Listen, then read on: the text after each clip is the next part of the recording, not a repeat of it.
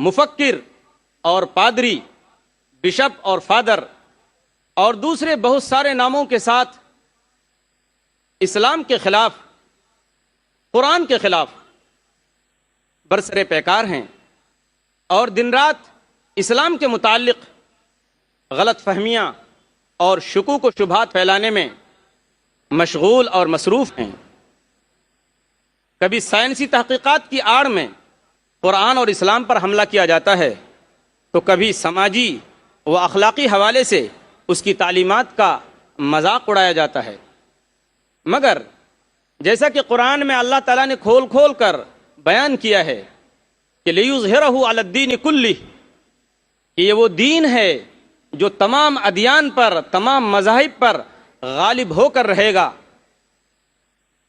جیسا کہ کسی شاعر نے کہا ہے کہ اسلام کی فطرت میں قدرت نے لچک دی ہے، اسلام کی فطرت میں قدرت نے لچک دی ہے، اتنا ہی یہ ابھرے گا جتنا کہ دبائیں گے، اور فانوس بن کر جس کی حفاظت ہوا کرے وہ شمع کیا بجھے جسے روشن خدا کرے۔ اور اس کا منظر بارہا ہمارے اور آپ کے سامنے آتا ہے۔ ہم اخبارات میں پڑھتے ہیں کہ 9/11 کے بعد جن لوگوں نے اسلام کو بدنام کرنے کی خاطر یہ منصوبہ رچا اور یہ پلاننگ کی، ان کو منہ کی کھانی پڑی۔ ان لوگوں نے دیکھا کہ اسلام کو بدنام کرنے کے لیے انہوں نے یہ پروگرام طے کیا اور لوگ اسلام سے قریب ہوتے گئے اور اسلام کو گلے لگاتے گئے۔ اس لیے میرے دوستوں اور بزرگوں، آج بھیونڈی کی سرزمین میں اتنا بڑا تاریخی اجلاس منعقد کیا ہے آپ حضرات نے۔ بے شک مبارک ہو آپ کو یہ میزبانی کہ آپ نے اتنے مہمانوں کو بلایا ہے اور ان کو دعوت سخن دی ہے کہ وہ اسلام کے نام پر، دین کے نام پر، قرآن کے نام پر اور مذہب کے نام پر ایک آواز پہ لبیک کہیں اور بھیونڈی کی سرزمین میں جمع ہو کر اس کی گواہی دیں کہ واقعی ہم کو، آپ کو، ہر مسلمان بچے کو، ہر مسلمان بچی کو اسلام سے لگاؤ ہے، اسلام سے پیار ہے، اسلام سے محبت ہے، اسلام سے دلچسپی ہے، اور ہماری اور آپ کی عظمت کا راز صرف اسلام کے اندر اور مسلمان ہونے کی حیثیت سے چھپا ہوا ہے۔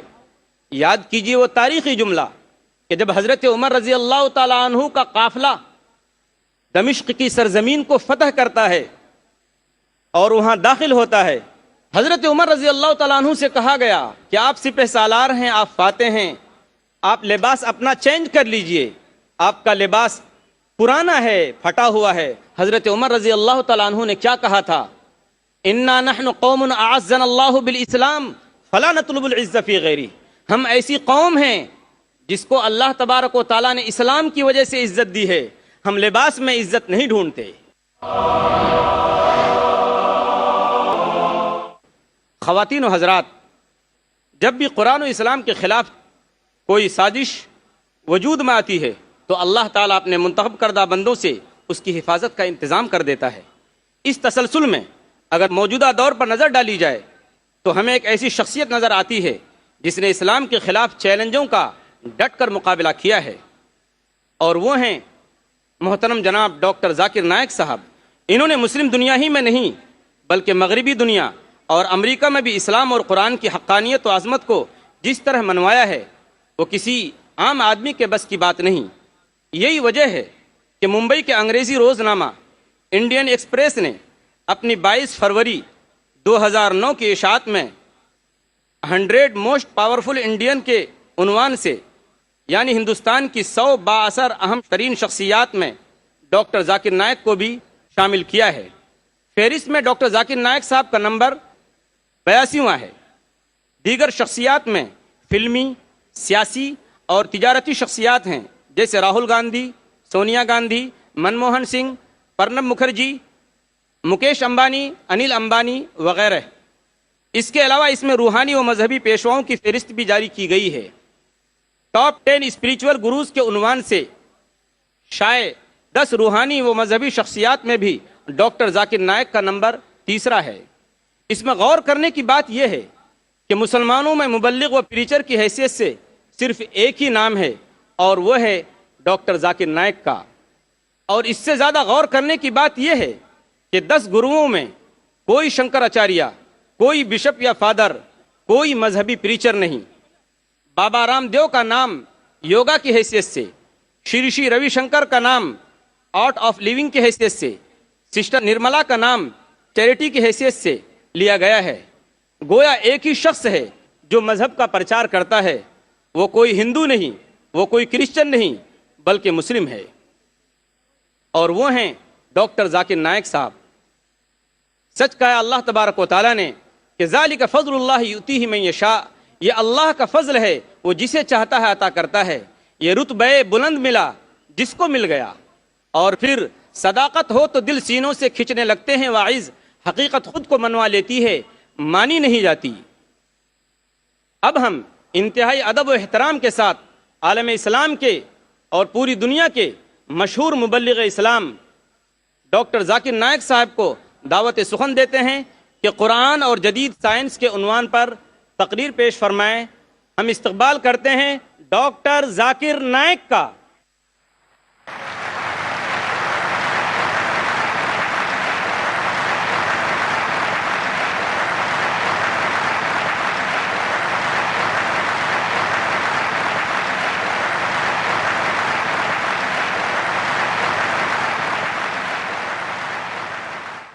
الحمدللہ والصلاة والسلام علی رسول اللہ وعلی آلہ وصحبہ اجمعین، اما بعد، اعوذ باللہ من الشیطان الرجیم، بسم اللہ الرحمن الرحیم۔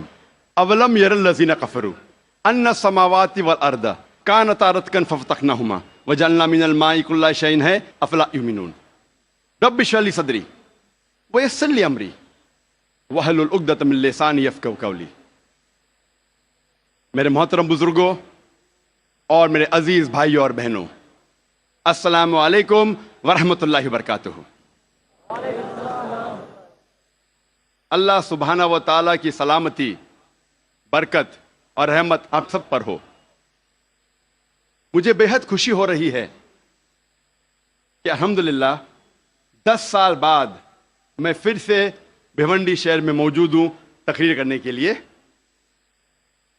مجھے یاد ہے کہ تقریباً 10 سال پہلے میں نے مینا ٹھاکرے ہال میں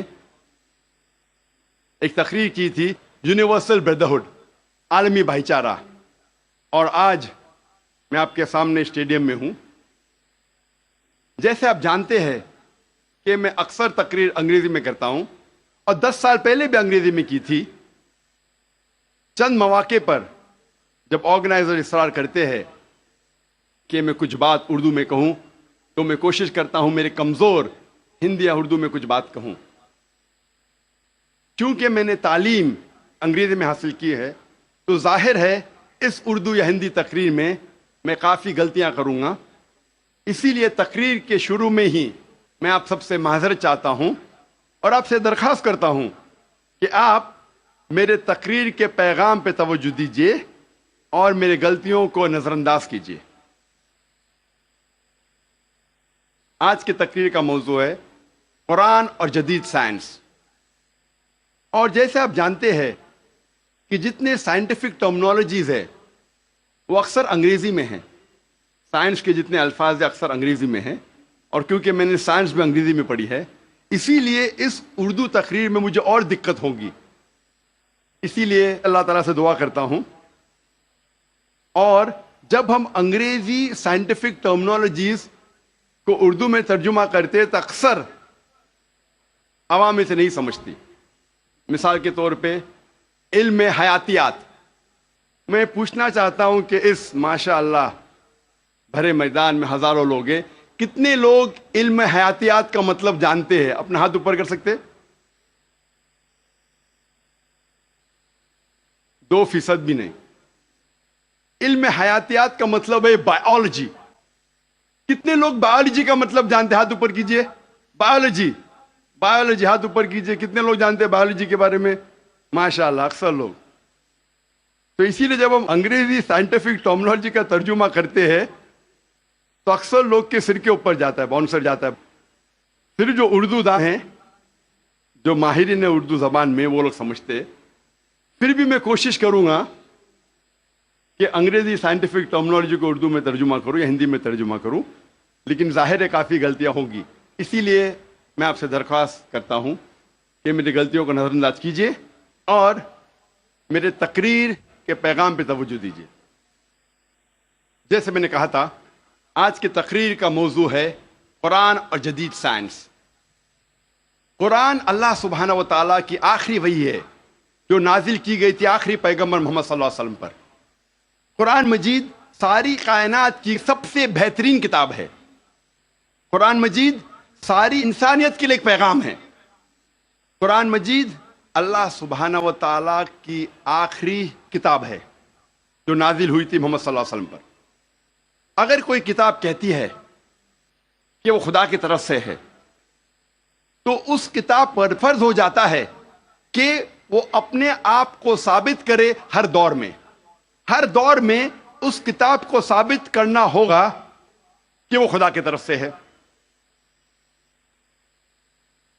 سینکڑوں سال پہلے وقت تھا، دور تھا معجزات کا، ایج آف میریکلز. الحمدللہ قرآن مجید is a miracle of miracles. قرآن مجید معجزوں کا معجزہ ہے. اس کے بعد آیا دور ادب کا، لٹریچر، پوئٹری. الحمدللہ مسلمان اور غیر مسلمان عربی داں یہ کہتے ہیں کہ عربی میں سب سے بہترین کتاب عربی ادب کے لحاظ سے وہ ہے قرآن مجید.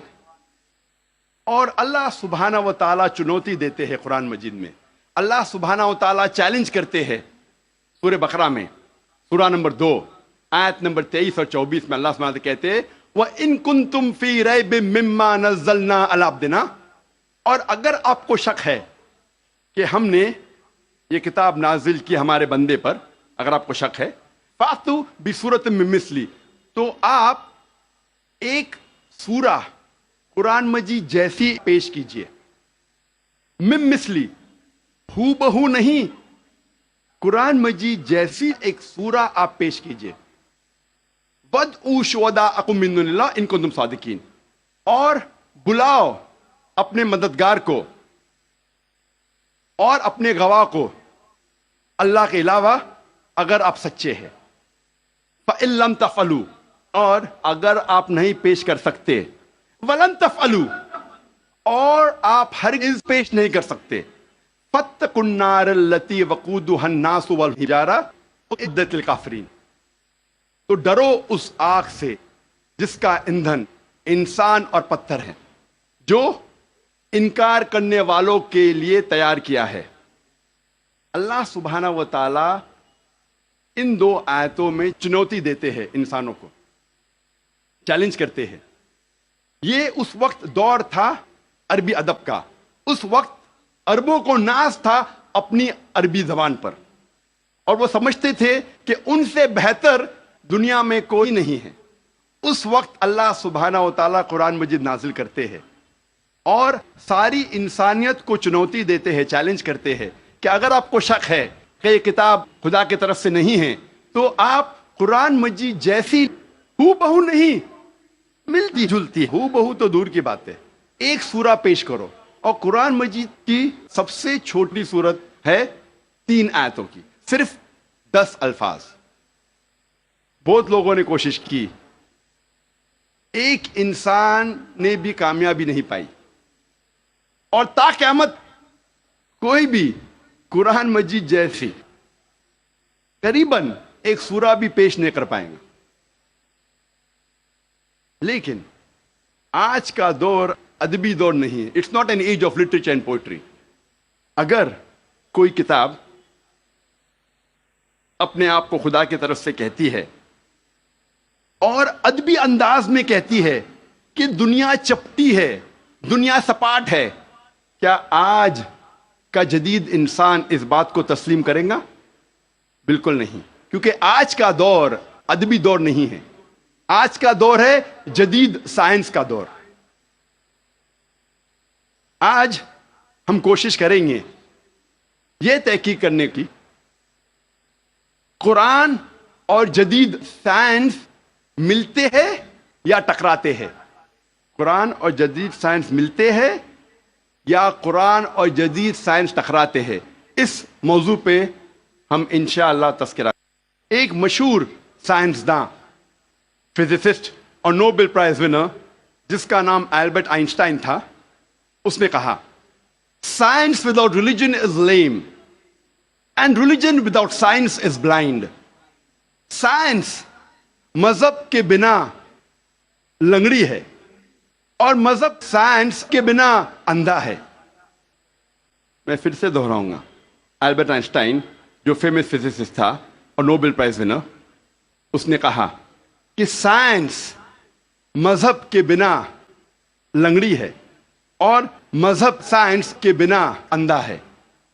میں آپ کو یاد دلانا چاہتا ہوں کہ قرآن مجید سائنس کی کتاب نہیں ہے SCIENCE، لیکن ہے سائنس کی کتاب SIGNS.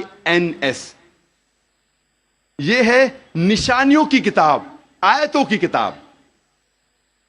اور قرآن مجید میں 6000 سے زیادہ نشانیاں ہیں، 6000 سے زیادہ آیتیں ہیں. ان میں سے 1000 سے زیادہ الحمدللہ سائنس کے بارے میں ذکر کرتی ہے. آج کی اس تقریر میں میں صرف ان سائنٹیفک فیکٹس، سائنس کے حقائق کے بارے میں ذکر کروں گا which have been established، جو سائنسداں ثابت کر چکے ہیں. Scientific hypothesis, scientific theories, scientific نظریہ، ان کے بارے میں ذکر نہیں کروں گا کیونکہ ہم جانتے ہیں کہ many a time scientific hypothesis theories take U-turns.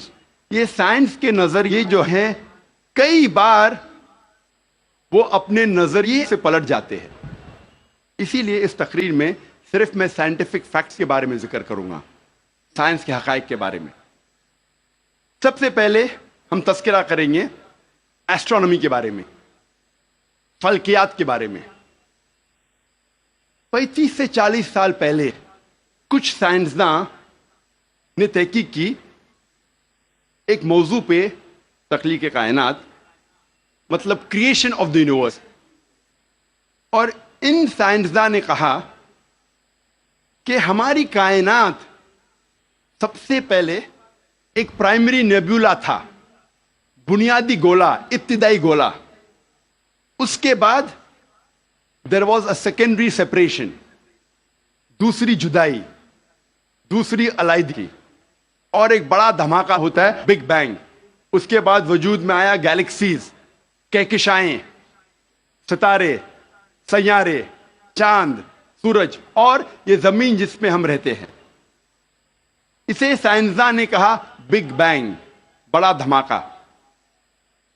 یہ جو سائنسداں نے تقریباً 40 سال پہلے ڈھونڈا کس طریقے سے کائنات وجود میں آئیں، تخلیق کائنات، قرآن مجید میں اس کا ذکر 1400 سال پہلے ہے.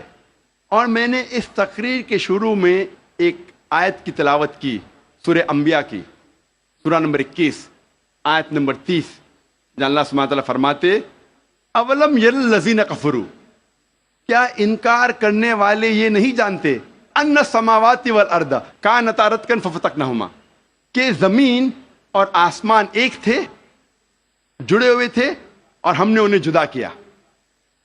یہ جو تخلیق کائنات، creation of the universe, big bang, بڑا دھماکہ، جو سائنسداں کو 40 سال پہلے پتا چلا، قرآن مجید میں اس کا ذکر ہے 1400 سال پہلے.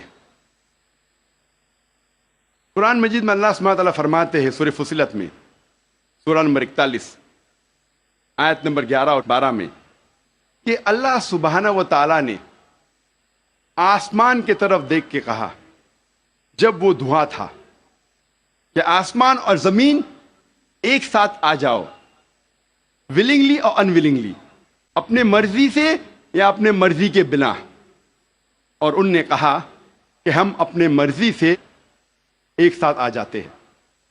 قرآن مجید میں لکھا ہے کہ آسمان سب سے پہلے دھواں تھا، عربی لفظ ہے دخان. اور آج کے سائنسداں یہ کہتے ہیں کہ کائنات بننے کے پہلے یہ آسمان دھواں تھا. انگلش میں کہتے ہیں گیس. لیکن عربی میں دخان کے معنی ہے اسموک. کچھ مفسرین نے ترجمہ کیا مسٹ، دھند، جو میرے حساب سے صحیح ترجمہ نہیں، کیونکہ دھند ہوتا ہے ٹھنڈا اور دھواں ہوتا ہے گرم. دھماکے کے بعد ہم اکثر دیکھتے ہیں گرم دھواں، دھند نہیں دیکھتے.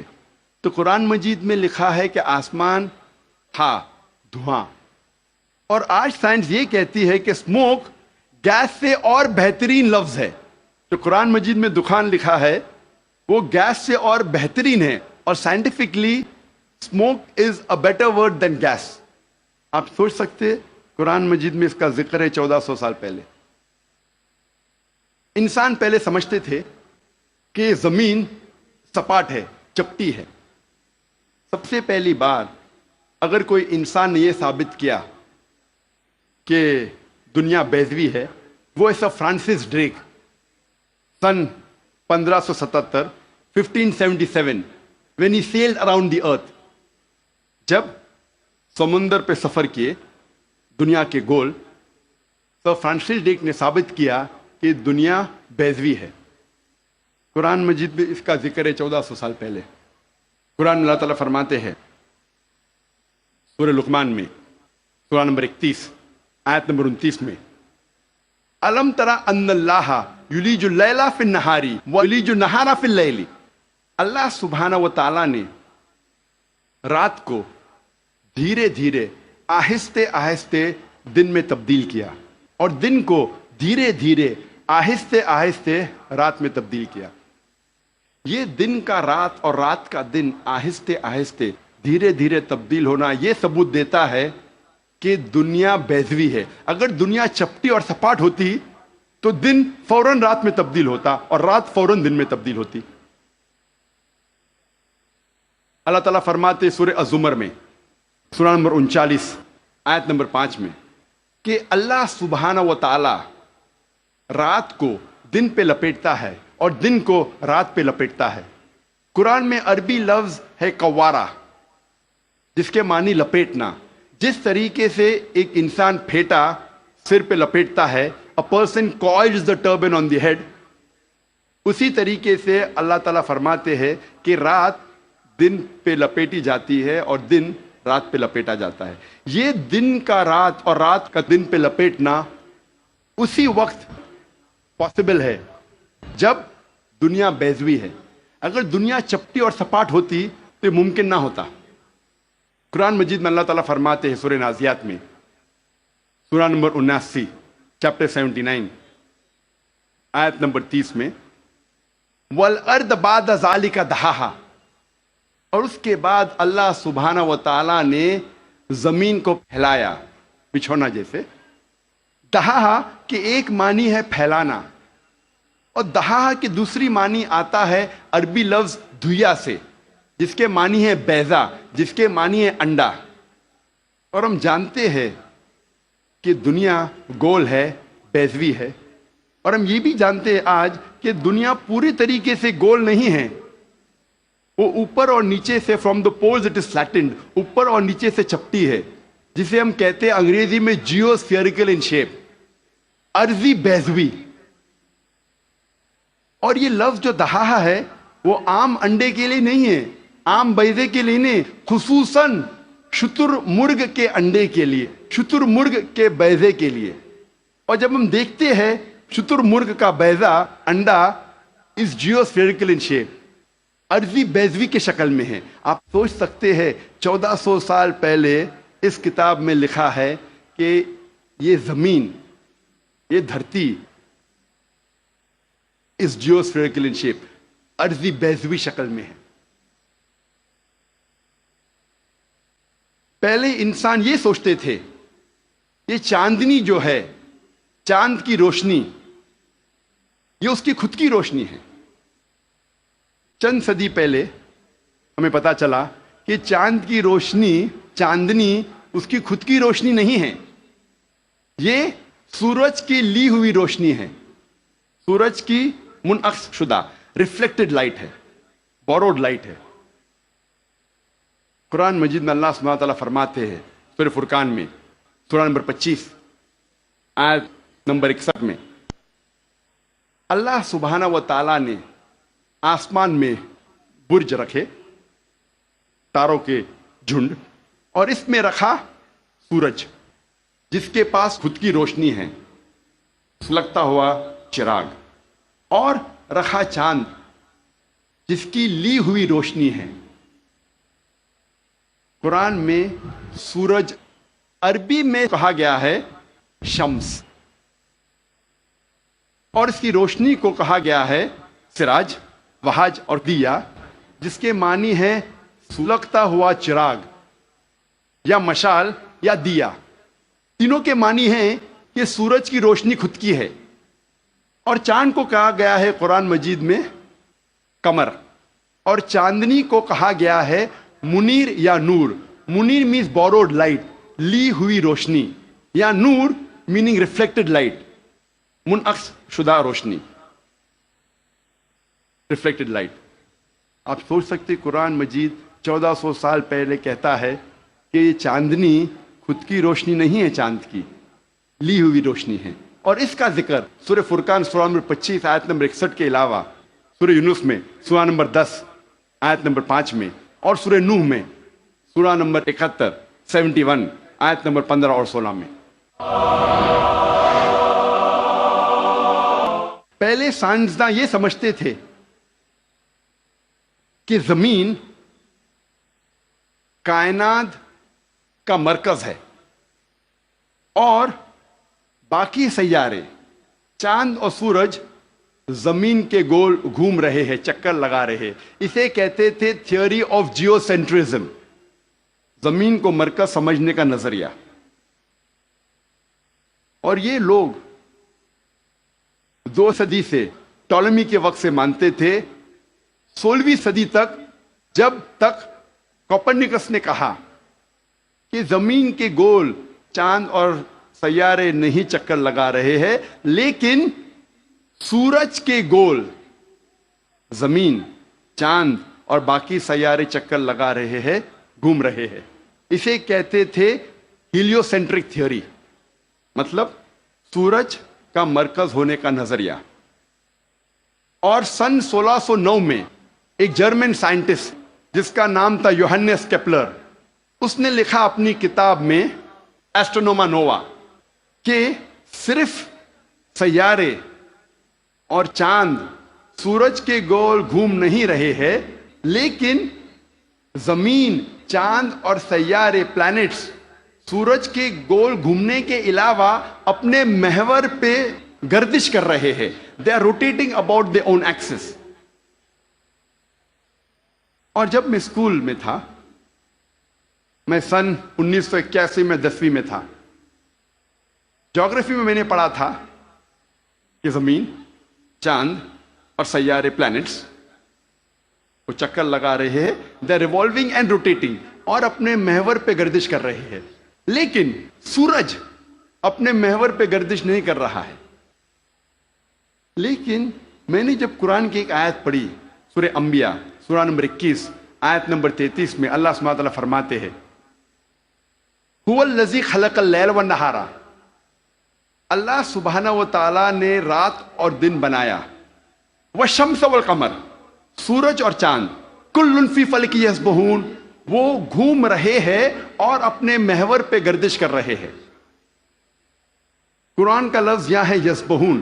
قرآن یہ کہتا ہے کہ sun and the moon are revolving, چکر لگا رہے ہیں، گھوم رہے۔ اس کے علاوہ یسبحون، یہ عربی لفظ یسبحون آتا ہے لفظ صباح سے، اور صباح ایک عربی لفظ ہے جو چلتے ہوئے جسم کے موومنٹ کو ڈسکرائب کرتا ہے۔ مثال کے طور پہ اگر میں کہوں گا کہ کوئی انسان پانی میں سباہ کر رہا ہے، اس کے یہ معنی نہیں کہ وہ پانی کے اوپر فلوٹ کر رہا ہے، اس کے معنی ہے کہ وہ پانی میں تیر رہا ہے۔ اگر میں کہوں گا کوئی سباہ کر رہا ہے زمین پہ، اس کا مطلب نہیں کہ وہ آدمی زمین پہ رول کر رہا ہے، اس کا مطلب ہے کہ وہ انسان زمین پہ چل رہا ہے یا دوڑ رہا ہے. اسی طریقے سے جب اللہ سبحانہ تعالیٰ یہ لفظ کا استعمال کرتے ہیں کوئی فلکی جسم کے لیے فار اے سیلیسٹل باڈی، اس کے معنی نہیں کہ وہ فلائی ہو رہا ہے یا فلوٹ ہو رہا ہے، اس کے معنی ہے it is rotating about its own axis, وہ اپنے محور پہ گردش کر رہا ہے. آج سائنس ترقی کرنے کے بعد سائنس یہ کہتی ہے کہ آپ سورج کا عکس ٹیبل کے اوپر دیکھ سکتے ایک آلے کے ذریعے، اور پتہ لگتا ہے کہ سورج میں بلیک سپاٹس ہے، اور یہ بلیک سپاٹس تقریباً 25 دن لیتے ہیں گردش کرنے کے لیے. اس سے یہ ثابت ہوتا ہے کہ سورج تقریباً 25 دن لیتا ہے ایک گردش کرنے کے لیے. تو آج سائنس یہ تسلیم کرتی ہے کہ سورج بھی اپنے محور پہ گردش کر رہا ہے. جو میں نے اسکول میں تقریباً 28 سال پہلے پڑھا تھا کہ سورج واز اسٹیشنری، سورج گردش نہیں کر رہا ہے، تو 28 سال پہلے میں نے اسکول میں پڑھا. آج سائنس اسے تسلیم کرتی ہے، اور قرآن مجید میں اس کا ذکر ہے 1400 سال پہلے. اور آج اکثر اسکول کے سائنس کی کتاب میں اس کو انکارپوریٹ کیا جا چکا ہے.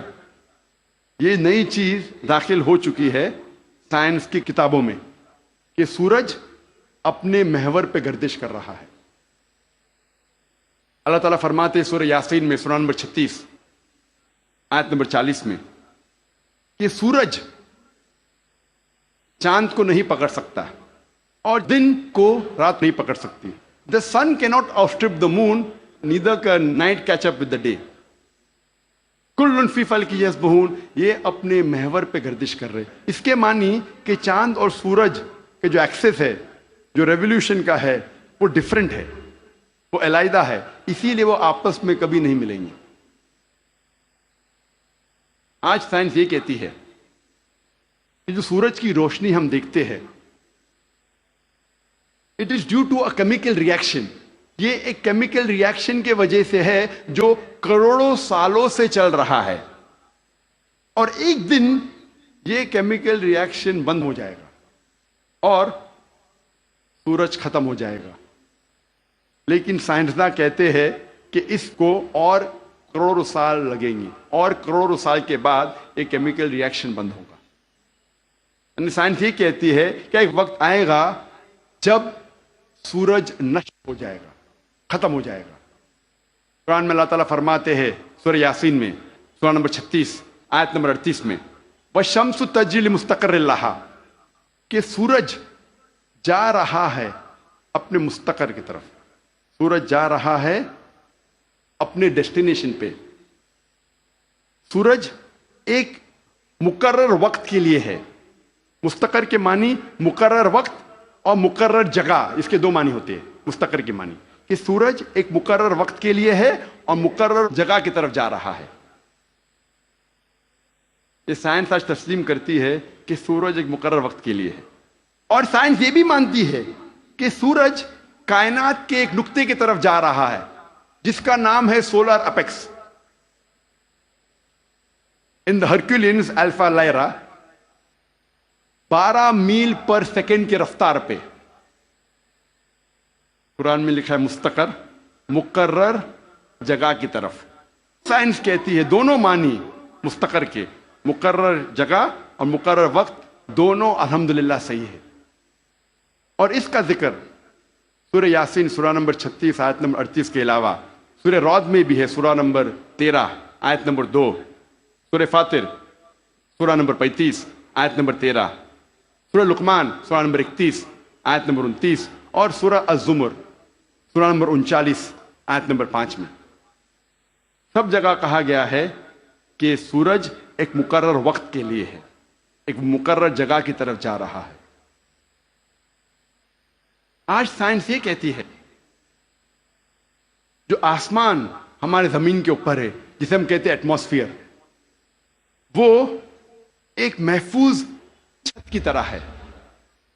اور سائنسداں یہ کہتے ہیں کہ خطرناک rays like ultraviolet rays, X rays, یہ چھت، یہ ایٹماسفیئر ان خطرناک ریز کو زمین پہ آنے سے روکتا ہے، ورنہ زمین پہ جاندار چیز مٹ جائیں گی. قرآن میں اس کا ذکر ہے سورہ انبیاء میں سورہ نمبر 21 آیت نمبر 32 میں کہ اللہ سبحانہ و تعالیٰ نے آسمان کو ایک محفوظ چھت بنایا، اور پروٹیکٹڈ سیلنگ، اور کینوپی ویل گارڈڈ۔ آپ سوچ سکتے ہیں قرآن میں اس کا ذکر 1400 سال پہلے ہے، جو سائنسدان نے حال ہی میں 50 سال پہلے، 100 سال پہلے، 150 سال پہلے کہا کہ یہ ایٹماسفیئر از اے پروٹیکٹڈ سیلنگ۔ جب میں اسکول میں تھا تقریباً 28 سال پہلے، میں نے سائنس میں سیکھا تھا there are 3 types of matter, solid, liquid and gas. 3 قسم کے مادہ تھے، سالڈ، لکوڈ اینڈ گیس۔ آج سائنس یہ کہتی ہے کہ 3 مادہ، 3 اسٹیٹس آف میٹر کے علاوہ اور بھی ہے۔ ہم پہلے یہ سمجھتے تھے کہ آرگنائز ایسٹرونومیکل سسٹمز کے باہر، آرگنائز فلکیات کے باہر خلا تھا، ویکیوم تھا۔ آج سائنس کہتی ہے کیا انٹرسٹیلر اسپیس، سیارے کے بیچ مادے کے پل ہے، بریجز آف میٹر ہے، جسے آج ہم کہتے ہیں پلازما، جسے سائنسداں کہتے ہیں 4th اسٹیٹ آف میٹر، 4تھی قسم مادے کی آج سائنسداں کہتے ہیں پلازما ہے۔ قرآن میں اس کا ذکر 1400 سال پہلے ہے، سورہ فرقان میں سورہ نمبر 25 آیت نمبر 59 میں 59 میں کہ اللہ سبحانہ و تعالیٰ نے زمین اور آسمان کو بنایا اور اس کے بیچ میں ساری چیزیں بنائیں۔ مطلب زمین اور آسمان کے بیچ میں ویکیوم نہیں ہے۔ آج سائنس اسے کہتی ہے مادے کے پل، بریجز آف میٹر، کہتی ہے پلازما ہے، 4th state of matter.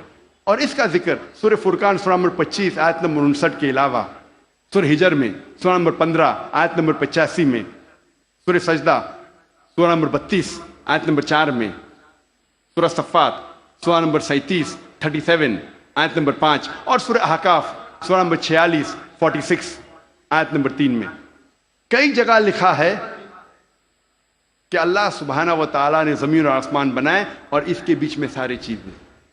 Talking about the 4th state of matter, plasma. ایک مشہور سائنٹسٹ جس کا نام ایڈوین ہبل ہے، اس نے کہا تھا کہ کائنات پھیل رہی ہے، the universe is expanding۔ اور قرآن میں اللہ تعالیٰ فرماتے ہیں سورہ ذاریات میں سورہ نمبر 51 آیت نمبر 47 آیت نمبر 47 میں کہ ہم نے یہ کائنات بنائی پھیلتی ہوئی۔ عربی لفظ مؤسیونا، پھیلنا۔ اور آج سائنس اس کو تسلیم کرتی ہے کہ ہماری کائنات پھیل رہی ہے، our universe is expanding۔ کئی دشمن اسلام یہ کہیں گے، جو کرٹکس آف اسلام یہ کہیں گے کہ قرآن مجید میں فلکیات کا ذکر ہونا کوئی عجوبہ نہیں، نتھنگ گریٹ، کوئی بڑی بات نہیں ہے کہ قرآن مجید میں فلکیات کا ذکر ہے، کیونکہ عرب فلکیات میں ماہر تھے۔ میں اس بات کو مانتا ہوں کہ عرب فلکیات میں ماہر تھے، لیکن ان سے یہ کہنا چاہتا ہوں کہ قرآن مجید نازل ہونے کے بعد کچھ صدی بعد عرب فلکیات کے میدان میں ماہر بنے، تو قرآن مجید سے عرب نے فلکیات سیکھا، نہ کہ الٹا۔ ذکر کریں گے طبیعت کا۔ طبیعت انگلش میں کہتے ہیں فزکس۔ اور کئی صدی پہلے ایک نظریہ تھا جسے کہتے ہیں ایٹمزم، اور 23 صدی پہلے گریکس، پرٹیکولرلی ڈیموکریٹس، ان نے یہ ایٹمزم کے بارے میں سب سے پہلے کہا، ایٹمزم کے نظریے کے بارے میں، اور کہا کہ میٹر کے سب سے چھوٹے حصے کو کہتے ہیں ایٹم، مادہ کے سب سے چھوٹے حصے کو کہتے ہیں ذرہ۔ عربی اور اردو میں ایٹم کو کہتے ہیں ذرہ۔ اور اس وقت انسان یہ سوچتے تھے کہ ذرے کو تقسیم نہیں کیا جا سکتا۔ آج سائنس ترقی کرنے کے بعد ہم مانتے ہیں کہ atom is the smallest part of matter having the characteristics of the element. ذرہ مادے کا سب سے چھوٹا حصہ ہے جو ایلیمنٹ کے کیریکٹرسٹکس رکھتا ہے، لیکن یہ ذرہ تقسیم کیا جا سکتا ہے انٹو پروٹونز، الیکٹرونز، نیوٹرونز۔ قرآن مجید میں ذرے کا ذکر ہے، تو لوگ سمجھیں گے قرآن مجید آؤٹ ڈیٹڈ ہے، یہ پرانی کتاب ہے، ذرے کا ذکر ہے اب یہ آؤٹ ڈیٹڈ ہے۔ قرآن میں ذرے کا ذکر ہے، لیکن ذرے کے آگے کیا لکھا ہے وہ بھی ہمیں دیکھنا چاہیے۔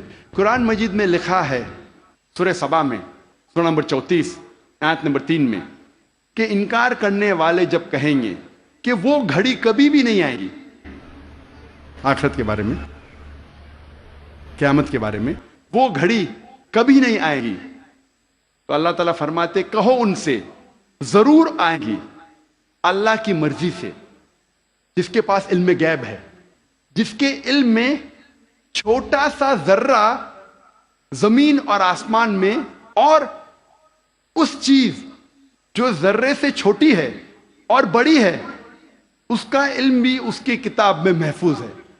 تو قرآن مجید میں لکھا ہے کہ ذرے برابر چیز کا علم ہے اللہ کے پاس، اور ذرے سے چھوٹی چیز اور بڑی چیز کا علم بھی ہے۔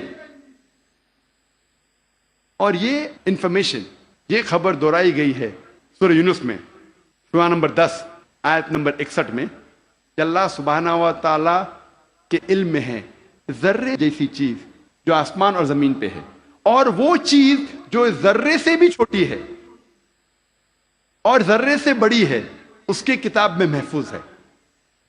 تو قرآن آؤٹ ڈیٹڈ نہیں ہے، قرآن اپ ٹو ڈیٹ ہے۔ قرآن پرانی کتاب نہیں، بٹ الحمدللہ جدید کتاب ہے۔ اب ہم ذکر کریں گے واٹر سائیکل کے بارے میں، پانی کے چکر کے بارے میں۔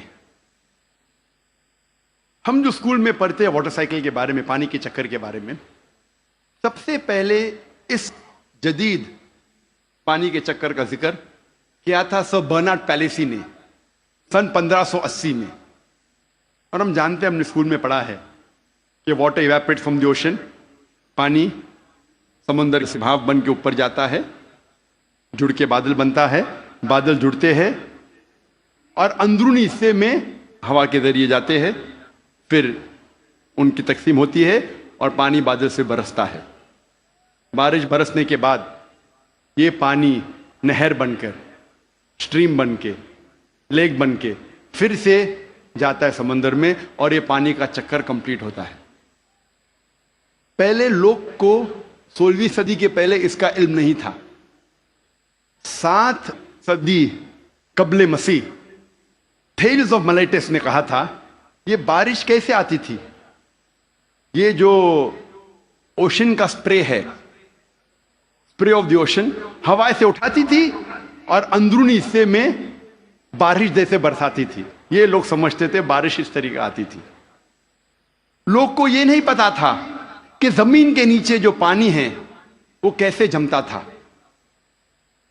کئی نظریات تھے۔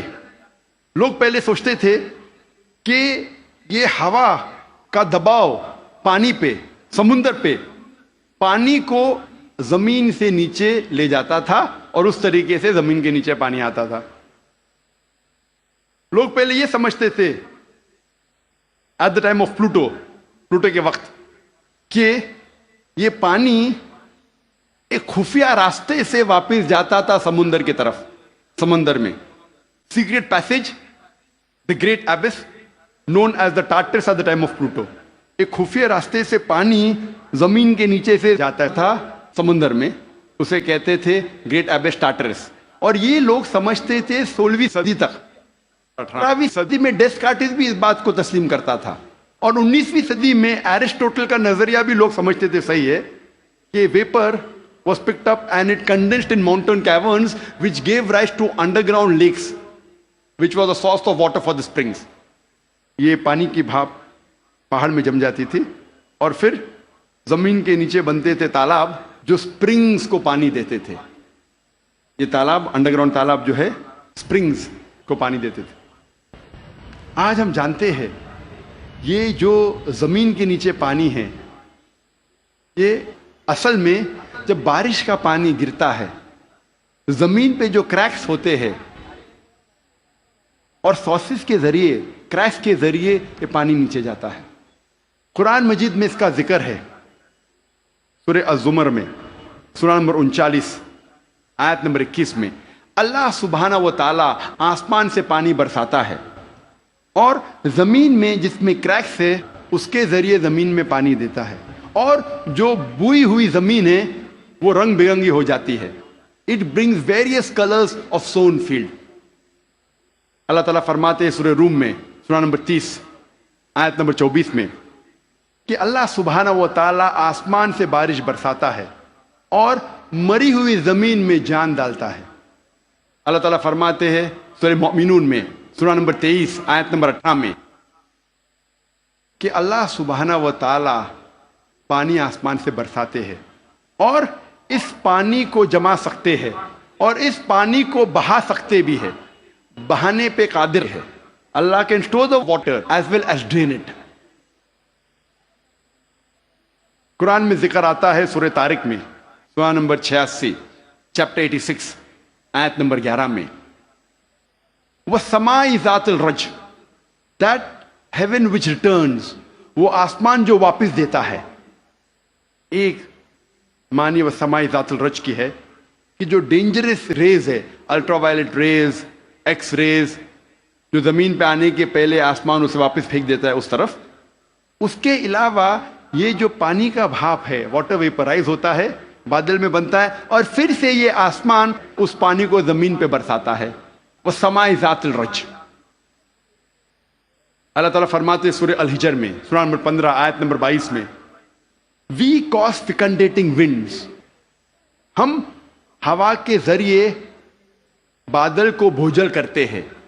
عربی لفظ لواکی لقا سے آتا ہے جس کا معنی ہے ٹو امپریگنیٹ, ٹو فیکنڈیٹ, برآور کرنا, بوجھل کرنا. ہوا بادل کو پولن گرینز کے ذریعے بوجھل کرتی ہے. It impregnates the cloud. اور دوسری وجہ ہے کہ بادل جب آپس میں ملتے ہیں دے کنڈینس, اس کے بعد پانی برستا ہے. قرآن میں اللہ تعالیٰ فرماتے ہیں سورہ نور میں سورہ نمبر 24 آیت نمبر 43 میں 43 میں اللہ سبحانہ و تعالیٰ ہوا کے ذریعے بادل کو چلاتے ہیں, لے جاتے ہیں. جینٹلی پشز دا کلاؤڈز. پھر یہ بادل آپس میں جڑتے ہیں, بڑے ہو جاتے ہیں, اس کے بعد پانی بادل سے برستا ہے. اللہ تعالیٰ فرماتے ہیں سورہ روم میں سورہ نمبر 30 آیت نمبر 48 میں اللہ سبحانہ و تعالیٰ ہوا کے ذریعے بادل کو ہلاتے ہیں اور لے جاتے ہیں اندرونی حصے میں. اس کے بعد بادل کو چھوٹے چھوٹے حصے میں تقسیم کرتے ہیں. اس کے بعد پانی بادل سے برستا ہے. قرآن مجید میں پانی کے چکر کے بارے میں گہرائی سے ذکر ہے, تفصیل سے ذکر ہے کئی جگہ. سورہ اعراف میں سورہ نمبر 7 آیت نمبر 57 میں, سورہ رعد سورہ نمبر 13 آیت نمبر 17 میں, سورہ فرقان سورہ نمبر 25 آیت نمبر 48 اور 49 میں, سورہ فاطر سورہ نمبر 35 آیت نمبر 9 میں, سورہ یاسین سورہ نمبر 36 آیت نمبر 34 میں, سورہ جاسیہ سورہ نمبر 45 آیت نمبر 5 میں, سورہ قوف سورہ نمبر 50 آیت نمبر 9 اور 10 میں, سورہ واقعہ سورہ نمبر 56 آیت نمبر 68 to 70, سورہ ملک سورہ نمبر 67 آیت نمبر 30, سورہ طارق سورہ نمبر 86 آیت نمبر 11. کئی آیتیں ہیں قرآن مجید میں جو تفصیل کے ساتھ ذکر کرتے ہیں پانی کے چکر کے بارے میں. صرف پانی کے چکر کے بارے میں اگر ذکر کرے گھنٹوں تک تقریر دے سکتے ہیں. صرف قرآن مجید میں پانی کے چکر کا ذکر. اب ہم تذکرہ کریں گے ارضیات کے بارے میں, جیولوجی. آج ماہرین ارضیات, جیولوجسٹ یہ کہتے ہیں کہ زمین کا ریڈیس نصف قطر, ریڈیس اردو میں کہتے ہیں نصف قطر, وہ تقریباً 3750 میل ہے. اور جو اندرونی حصہ ہے زمین کا وہ سیال ہے, لکوڈ ہے, ہاٹ لکوڈ, گرم سیال, اور اس میں کوئی جاندار چیز جی نہیں سکتی. لیکن اوپر کا حصہ ہے وہ سالڈ ہے, وہ ٹھوس ہے. اور اوپر جو سپرفیشل ارتھ کرسٹ ہے, زمین کی سطح, ارتھ کرسٹ, یہ بہت پتلی ہے, تقریباً 1 سے 30 میل پتلی, صرف 1% سے کم. اور بہت سے امکان ہے کہ یہ زمین کی سطح ہل جائیں گے. Earth's crust will shake. آج سائنسداں یہ کہتے ہیں due to the folding phenomena it gives rise to mountain ranges. ایک فولڈنگ فینومینا ہے جس سے پہاڑ پیدا ہوتے ہیں, اور اس پہاڑ کی وجہ سے زمین کی سطح کو استحکام ملتا ہے, اسٹیبلٹی ملتی ہے. قرآن مجید میں اللہ تعالیٰ فرماتے ہیں سورہ نبا میں, سورہ نمبر 78 78 آیت نمبر 6 اور 7 میں, ہم نے زمین بچھائی ہے والجبال اوتادا, اور پہاڑ کو اوتاد جیسا بنایا ہے. اوتاد عربی میں کہتے ہیں کھوٹے کو, ٹینٹ پیگز, سٹیکس میں ہو. اور ہم جانتے ہیں جب ٹینٹ پیگ کو زمین میں ہم ڈالتے ہیں, جب کھوٹے کو زمین میں ڈالتے ہیں تو اکثر حصہ زمین کے نیچے گڑ جاتا ہے, اوپری حصہ بہت کم رہتا ہے, 10% سے کم. جس طریقے سے آئس برگ پانی میں, برف کا گولا آئس برگ جو پانی میں دیکھتے ہیں صرف 10% پانی کے اوپر ہے, 90% سے زیادہ پانی کے نیچے. اسی طریقے سے پہاڑ, جو اوپری حصہ ہم پہاڑ کا دیکھتے ہیں وہ کھوٹے جیسا ہے, میخو جیسا ہے, ٹینٹ پیگ جیسا ہے. اوپر کا حصہ بہت چھوٹا ہے, اکثر تقریباً 90% زمین کے نیچے ہے. اور اس کی وجہ ہے کہ زمین کو استحکام, اسٹیبلٹی دیتا ہے. قرآن مجید میں اللہ تعالیٰ فرماتے ہیں سورہ نازیات میں سورہ 79 آیت نمبر 32 میں, اور سورہ غاشیہ سورہ نمبر 88 آیت نمبر 19 میں, ہم نے پہاڑ کو زمین سے مضبوطی سے بنایا ہے. We have placed on the earth mountain standing firm. زمین پہ ہم نے پہاڑ مضبوطی سے بنایا ہے.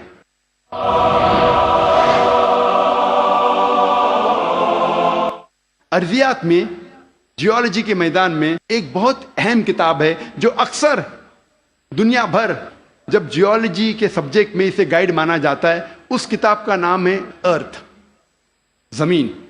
اور اس کے ایک لیکھک, ون آف دا آتھرز, اس کا نام ہے ڈاکٹر فرینک پریس, جو یو ایس اے کے سائنس اکیڈمی کے پریزیڈنٹ تھے اور ex president of U S A Jimmy Carter کے سائنس ایڈوائزر تھے. ڈاکٹر فرینک پریس ارتھ کتاب میں پہاڑ کا نقشہ بناتے ہیں اور دکھاتے ہیں کہ پہاڑ کے جڑ زمین کے نیچے ہے, ویج شیپ, اور لکھتے اپنی کتاب میں کہ پہاڑ کا اہم مقصد ہے کہ زمین کو استحکام دینا, to give stability to the earth. اور قرآن میں ہو بہو وہی ذکر ہے 1400 سال پہلے سورہ انبیاء میں سورہ نمبر 21 آیت نمبر 31 میں, سورہ نحل سورہ نمبر 16 آیت نمبر 15, اور سورہ لقمان سورہ نمبر 31 آیت نمبر 10 میں, کہ ہم نے زمین پر پہاڑ جمع کے رکھا ہے تاکہ زمین نہ ہلے. قرآن میں لکھا ہے پہاڑ کا اہم مقصد ہے زمین کو ہلنے سے بچانا, to give stability to the earth, to prevent the earth from shaking. آپ سوچ سکتے ہیں قرآن مجید میں 1400 سال پہلے اس کا ذکر ہے, اور سائنسداں نے آج کل حال ہی میں 50 سال پہلے, 100 سال پہلے, 200 سال پہلے اسے تسلیم کیا, اور قرآن میں اس کا ذکر 1400 سال پہلے ہے. اب ہم تذکرہ کریں گے علم بحر کے بارے میں, اوشنوگرافی کے بارے میں.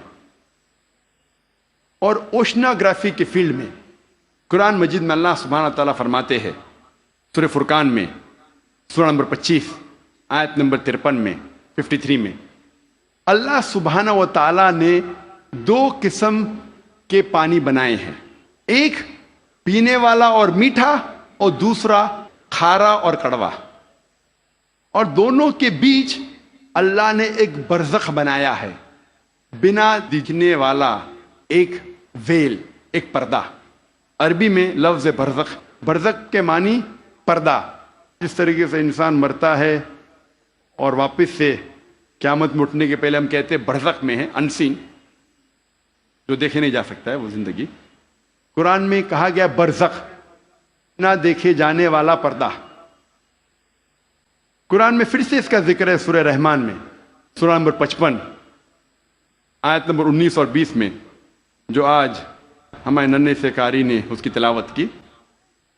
مرج البحرین یلتقیان بینہما برزخ یابغیان، کہ اللہ سبحانہ و تعالیٰ نے دو قسم کے پانی بنائے جو آپس میں ملتے ہیں، لیکن ان کے درمیان ایک برزخ ہے، ان کے درمیان ایک پردہ ہے۔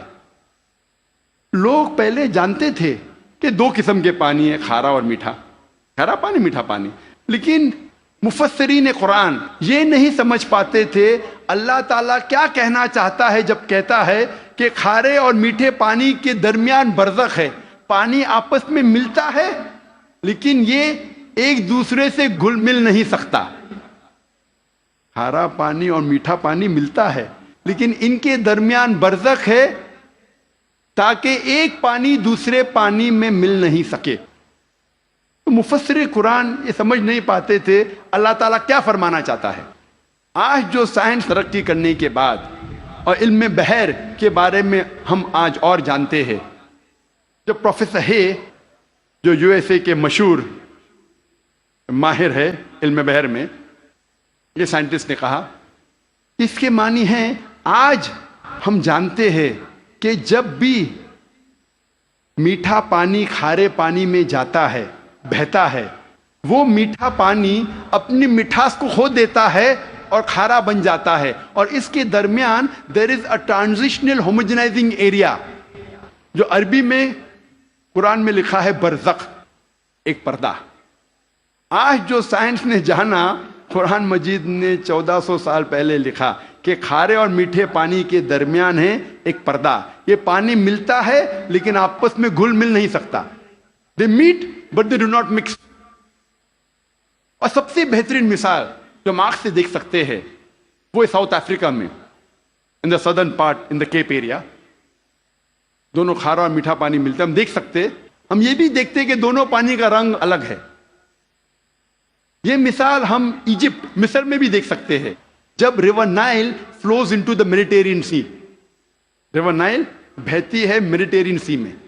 اور سب سے بہترین مثال ہے گلف سٹریم، جو ہزاروں میلوں تک چلتی ہے۔ گلف سٹریم شروع ہوتی ہے گلف آف میکسیکو میں، نارتھ ورڈ جاتی ہے towards the east coast of North America, پھر جاتی ہے eastward towards the west coast of Europe, ہزاروں میل بہتی ہے، دونوں پانی لیکن علیحدہ ہے، دے آر سپریٹ، ڈسٹنکٹ۔ اگر آپ کشتی میں سفر کر رہے ہیں اس گلف سٹریم کے کنارے پہ اور پانی ایک طرف سے لیں گے اور پانی دوسرے طرف سے لیں گے تو پتا چلتا ہے ایک پانی میٹھا ہے ایک کھارا، اس کی حرارت، اس کی ٹیمپریچر بھی ڈیفرنٹ ہے۔ قرآن مجید میں اس کا ذکر ہے 1400 سال پہلے۔ میں اور ایک مثال پیش کروں گا قرآن مجید میں علم بحر کی۔ کچھ عربوں نے قرآن مجید کی ایک آیت لی، سورہ نور کی، سورہ نمبر 24 آیت نمبر 40، اور اس کا ترجمہ پیش کیا پروفیسر درگا راؤ کے پاس۔ پروفیسر درگا راؤ اس وقت کنگ عبدالعزیز یونیورسٹی جدہ میں پڑھاتے تھے اور وہ ماہر تھے علم بحر میں، he was a Marine geologist. اور ترجمہ پیش کیا اور کہا آپ کا اس قرآن کی آیت پہ کیا خیالات ہے۔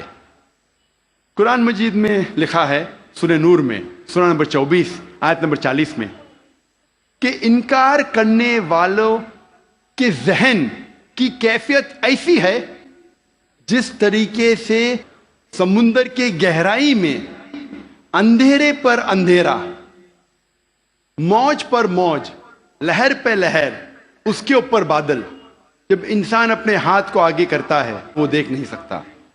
اللہ جسے روشنی نہیں دیتا وہ دیکھ نہیں سکتا۔ یہ آیت کا ترجمہ سننے کے بعد پروفیسر درگا راؤ نے کہا کہ یہ عام سمندر کا ذکر نہیں ہے، یہ ایک گہرے سمندر کا ذکر ہے۔ اور پہلے انسان یہ نہیں جانتا تھا کہ سمندر کی گہرائی میں اندھیرا تھا۔ سینکڑوں سال پہلے، 100-200 سال پہلے، جب سب مرین ایجاد ہوئی اور جب انسان سمندر کی گہرائی میں گیا تب انہیں پتا لگا اور تب محسوس ہوا کہ سمندر کی گہرائی میں اندھیرا ہے۔ عام انسان 20 میٹر سے زیادہ جب سمندر میں اندر جاتا ہے تو وہ تیر نہیں سکتا، اور 200 میٹر سے زیادہ اندر جائے گا بنا کوئی آلہ کے، بنا کوئی ایکوپمنٹ کے، تو وہ انسان مر جائے گا۔ آج سبمرین کے ذریعے ہم انڈر واٹر جا سکتے، ہمیں پتا چلتا ہے کہ سمندر کی گہرائی میں اندھیرا ہے۔ پروفیسر درگا راؤ نے کہا اندھیرا دو وجہ کے لیے ہے۔ سب سے پہلی وجہ ہے جب روشنی پانی میں داخل ہوتی ہے، روشنی کی کرن، تو ایک کے بعد ایک رنگ پانی میں جذب ہوتا ہے۔ آج سائنس یہ کہتی ہے کہ روشنی کی کرن 7 رنگ سے بنی ہوئی ہے، وپ گیور، وائلٹ، انڈیگو، بلو، گرین، یلو، اورنج اور ریڈ۔ وائلٹ، انڈیگو، بیگنی، بلو، نیلا، گرین، ہرا، یلو، پیلا، اورنج، نارنگی، ریڈ، لال۔ سب سے پہلے 10 یا 15 میٹر پانی کے نیچے لال رنگ جذب ہو جاتا ہے۔ اسی لیے انسان اگر پانی میں 30 میٹر کی گہرائی پہ جاتا ہے، اگر اسے چوٹ لگتی ہے اور خون بہنے لگتا ہے تو وہ انسان اپنے خون کا لال رنگ دیکھ نہیں سکے گا۔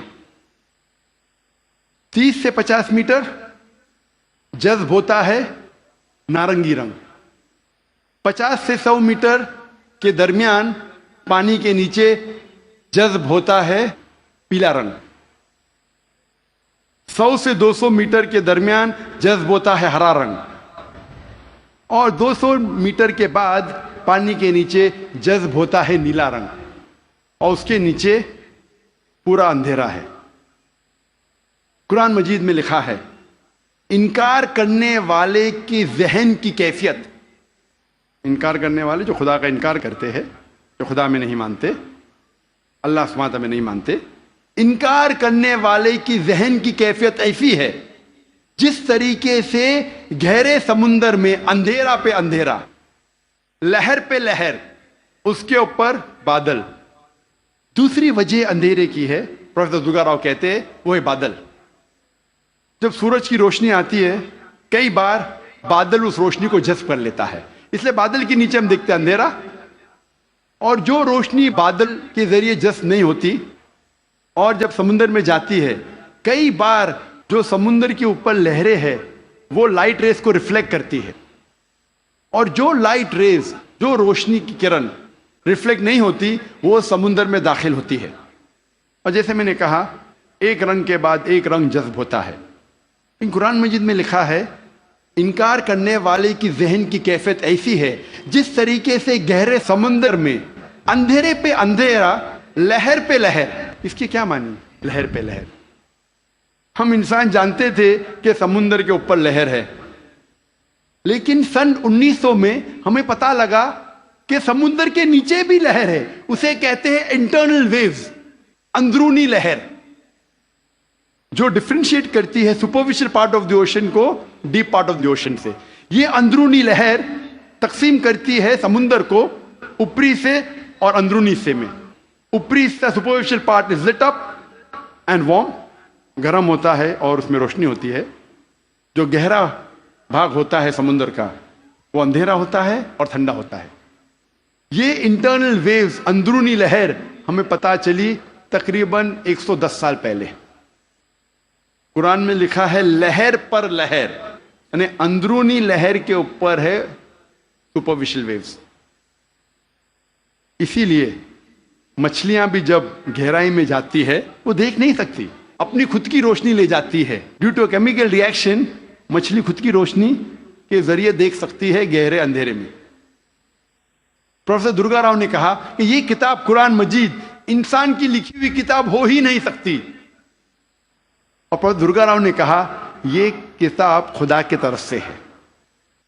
اب ہم ذکر کریں گے علم حیاتیات، بائیولوجی کے بارے میں۔ قرآن مجید میں اللہ تعالیٰ فرماتے ہیں سورہ انبیاء میں سورہ نمبر 21 آیت نمبر 30، جس آیت کی تلاوت کی میں نے اس تقریر کے پہلے، اس کے آخری بھاگ میں اللہ تعالیٰ فرماتے وَجَعَلْنَا مِنَ الْمَاءِ كُلَّ شَيْءٍ ہے أَفَلَا يُؤْمِنُونَ، ہم نے ہر جاندار چیز کو پانی سے بنایا۔ آپ سوچ سکتے ہیں 1400 سال پہلے ریگستان میں جہاں پانی کی قلت تھی، وہاں قرآن مجید میں لکھا ہے ہر جاندار چیز ہم نے پانی سے بنائی۔ کون اسے مان سکتا تھا اس وقت؟ آج جب سائنس ترقی کرنے کے بعد ہمیں پتہ چلتا ہے کہ ہر جاندار چیز میں سیل ہے، اس کا بیسک پارٹ ہے سائٹوپلازم، جس میں 80% پانی ہے، اور ہر لیونگ آرگینزم میں 50 سے 90% پانی ہے، اور ہر جاندار چیز کو جینے کے لیے پانی کی ضرورت ہے۔ قرآن مجید میں لکھا ہے سورہ نور میں سورہ نمبر 24 آیت نمبر 45 میں، ہم نے ہر جانور کو پانی سے بنایا۔ قرآن مجید میں لکھا ہے سورہ فرقان میں سورہ نمبر 25 آیت نمبر 54 میں، ہم نے ہر انسان کو پانی سے بنایا ہے۔ اب ہم ذکر کریں گے علم نباتات کا۔ نباتات کے معنی ہے باٹنی۔ ہمیں پہلے یہ نہیں پتا تھا کہ پیڑ پودے میں بھی جنس ہے، مؤنث اور مذکر۔ یہ حال ہی میں جب سائنس ترقی کا ہمیں پتا چلا کہ پیڑ پودے میں بھی مذکر اور مؤنث ہے، جنس ہے۔ قرآن مجید میں اس کا ذکر ہے سورہ طٰہٰ میں سورہ نمبر 20 آیت نمبر 53 میں، آیت نمبر 53 میں۔ اللہ سبحانہ و تعالیٰ آسمان سے پانی برساتا ہے اور اس کے ذریعے پیڑ اور پودے جوڑوں میں پیدا کرتا ہے، مؤنث اور مذکر۔ اللہ تعالیٰ فرماتے ہیں سورہ رعد میں سورہ نمبر 13 آیت نمبر 3 میں کہ ہر پھل ہم نے بنایا جوڑے میں 2 اور 2۔ آپ سوچ سکتے ہیں 1400 سال پہلے جو ہم نے حال ہی میں جانا کہ پیڑ پودے میں بھی جنس ہے، مؤنث اور مذکر۔ اللہ تعالیٰ فرماتے ہیں سورہ ذاریات میں سورہ نمبر 51 آیت نمبر 49 ہم نے ہر چیز جوڑے میں بنائی۔ تو جاندار ہے یا جاندار نہیں ہے، ہر چیز ہم نے جوڑے میں بنائی۔ مثال کے طور پہ الیکٹریسٹی ہے، فینومینا آف الیکٹریسٹی، اس میں بھی جوڑے ہے، positive and negative, electrons and protons. قرآن مجید میں اللہ تعالیٰ فرماتے ہیں سورہ یاسین میں سورہ نمبر 36 آیت نمبر 36 میں ہر چیز جو زمین سے پیدا ہوتی ہے، ہر انسان کو ہم نے جوڑے میں بنایا ہے، اور جو چیز انسان جانتے ہیں اور نہیں جانتے ہیں اس کو بھی ہم نے جوڑے میں بنایا ہے۔ اللہ تعالیٰ فرماتے ہیں کہ اللہ تعالیٰ نے سب چیز جوڑے میں بنائی۔ اب ہم ذکر کریں گے علم حیوانات کا، زوالوجی، علم حیوانات، زوالوجی۔ اللہ تعالیٰ فرماتے ہیں قرآن مجید میں سورہ انعام میں سورہ نمبر 6 آیت نمبر 38 میں، ہر جانور جو زمین پہ چلتا ہے، ہر پرندہ جو آسمان میں اڑتا ہے، ہم نے انہیں انسان جیسے گروہوں میں رہنا سکھایا ہے۔ We have made them to live in communities like the human beings, the animals and the birds۔ اور آج سائنس تسلیم کرتا ہے کہ جانور اور پرندے بھی انسان جیسے گروہوں میں رہتے ہیں، they live in communities۔ اللہ تعالیٰ فرماتے ہیں سورہ نحل میں سورہ نمبر 16 آیت نمبر 68 اور 69 میں، 60 اور 69 میں، اللہ سبحانہ و تعالیٰ نے شہد کی مکھی کو سکھایا ہے کہ وہ اپنا چھتا بنائیں، پیڑ میں، پہاڑ میں، انسان جہاں رہتے ہیں وہاں، اور مہارت کے ساتھ اپنا راستہ ڈھونڈے۔ اللہ تعالیٰ کیا کہنا چاہتا ہے جب کہتا ہے کہ ہم نے سکھایا شہد کی مکھی کو مہارت کے ساتھ اپنا راستہ ڈھونڈے؟ سن 1973 میں 1973 میں ایک مشہور سائنسداں جس کا نام تھا فون فریش، اس کو نوبل پرائز ملا ڈسکرائب کرنے کے لیے the behaviour of the bee and how they find the spacious path of the Lord. اس کو نوبل پرائز ملا شہد کی مکھی کے بارے میں ریسرچ کرنے کے لیے۔ اور فون فریش کہتے ہیں کہ جب بھی کوئی مدھ مکھی، شہد کی مکھی ایک نیا باغیچہ ڈھونڈتی ہے اور ایک نیا پھول ڈھونڈتی ہے جس سے نیکٹر کو لیا جا سکتا ہے، وہ اپنے دوست سے جا کے کہتی ہے یہ نئے پھول کی دشا، اس نئے پھول تک کس طریقے سے پہنچنا اس کا نقشہ بتاتی ہے اپنے بدن کو ہلانے سے، جسے سائنس میں کہتے ہیں بی ڈانس، شہد کے مکھی کا ناچنا۔ اپنے بدن کو ہلانے کے ذریعے وہ بتاتی ہے کس طریقے سے اس نئے پھول کی طرف آپ پہنچ سکتے ہیں، اور یہ آج سائنس جانتا ہے due to high photographic methods. اور قرآن میں جو شہد کی مکھی جو کام کرتی ہے، جسے انگلش میں کہتے ہیں ورکر بی، اس کا جنس کہا گیا ہے کہ وہ ہے فیمنن، وہ مؤنث ہے۔ عربی میں کہا گیا ہے فصل کی کلی، مطلب مؤنث۔ انسان پہلے سمجھتے تھے کہ وہ کام کرنے والی شہد کی مکھی ہے، مذکر، میل ہے. اسی لیے شیکسپیئر اپنی کتاب میں لکھتا ہے ہنری the fourth میں کہ سولجر بیز، مرد شہد کی مکھی آپس میں بات کرتے ہیں اور رپورٹ کرتے ہیں راجا کے پاس. آج سائنس کہتی ہے کہ جو کام کرنے والے شہد کی مکھی وہ مذکر نہیں ہے، مؤنث ہے، دے آر فیمینائن، اور وہ راجا کے پاس جا کے رپورٹ نہیں کرتی، وہ رانی کے پاس جا کے رپورٹ کرتی ہے. آپ سوچ سکتے ہیں قرآن مجید 1400 سال پہلے اس ورکر بی کا جنس بھی بتاتا ہے کہ فیمینن ہے، مؤنث ہے. اللہ تعالیٰ فرماتے سورہ عنکبوت میں سورہ نمبر 29 آیت نمبر 41 میں کہ جو لوگ اللہ کے علاوہ جس کو مددگار بناتے ہیں ان کی مثال ہے مکڑی جیسی، لائک اے اسپائڈر. اور مکڑی اپنے لیے گھر بناتی ہے اور مکڑی کا گھر کمزور ہے. قرآن مجید میں یہ کہنے کے علاوہ کہ جو لوگ اللہ کے علاوہ کسی کو مددگار بناتے ہیں وہ اپنا گھر ویب جیسا، جالا جیسا گھر بناتے ہیں جو کمزور ہے، نازک ہے. اس کے علاوہ یہ اشارہ کر رہا ہے، آج سائنس یہ کہتی ہے کہ many a time the female spider kills the male spider. مکڑی مکڑے کا قتل کرتی ہے. آج سائنس یہ کہتی ہے کہ بتانے کے علاوہ کہ جو جال مکڑی کا کمزور ہے، یہ بھی بتاتی ہے کہ فیملی ریلیشن شپ، گھر میں کیسا برتاؤ ہے. مکڑی کئی بار مکڑے کا قتل کرتی ہے اور کہا جاتا ہے بلیک وڈو، کالی ودوا یا کالی بیوہ. قرآن مجید میں اس کا ذکر ہے 1400 سال پہلے.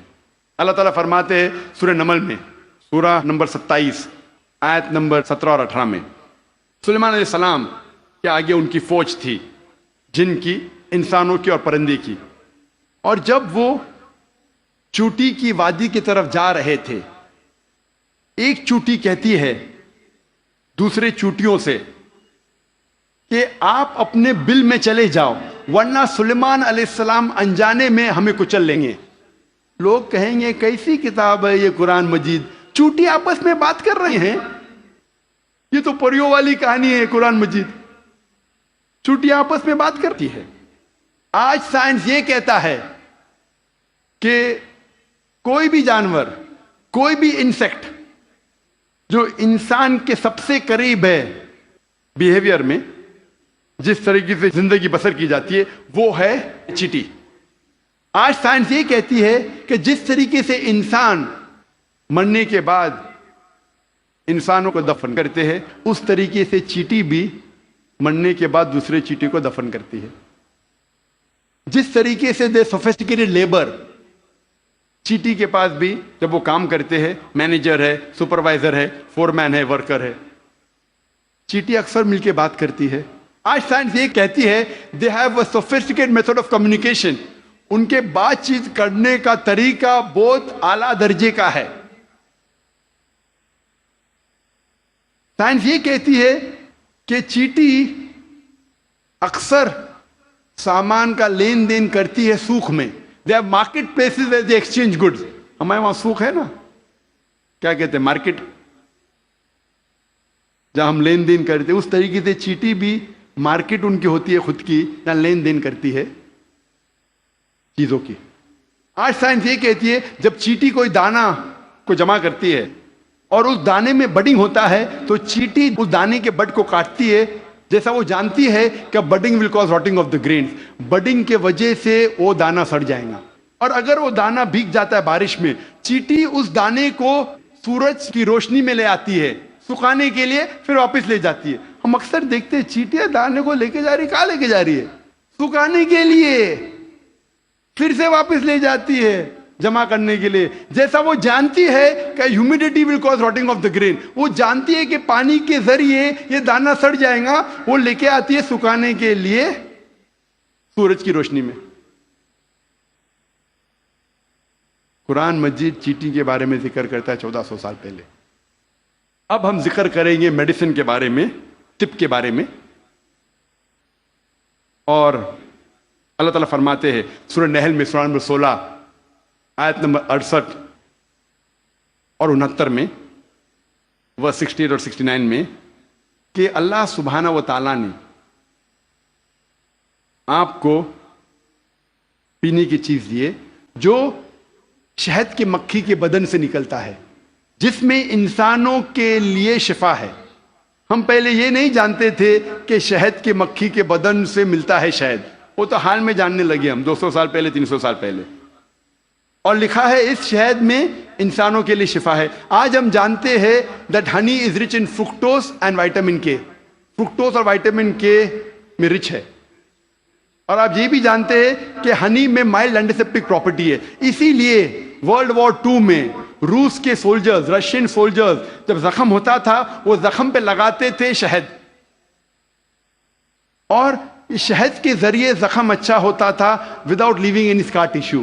اور کیونکہ شہد میں ڈینسٹی ہے، گاڑھا ہے، اس کے وجہ سے بیکٹیریا اور فنگس اس زخم میں نہیں اگتا تھا۔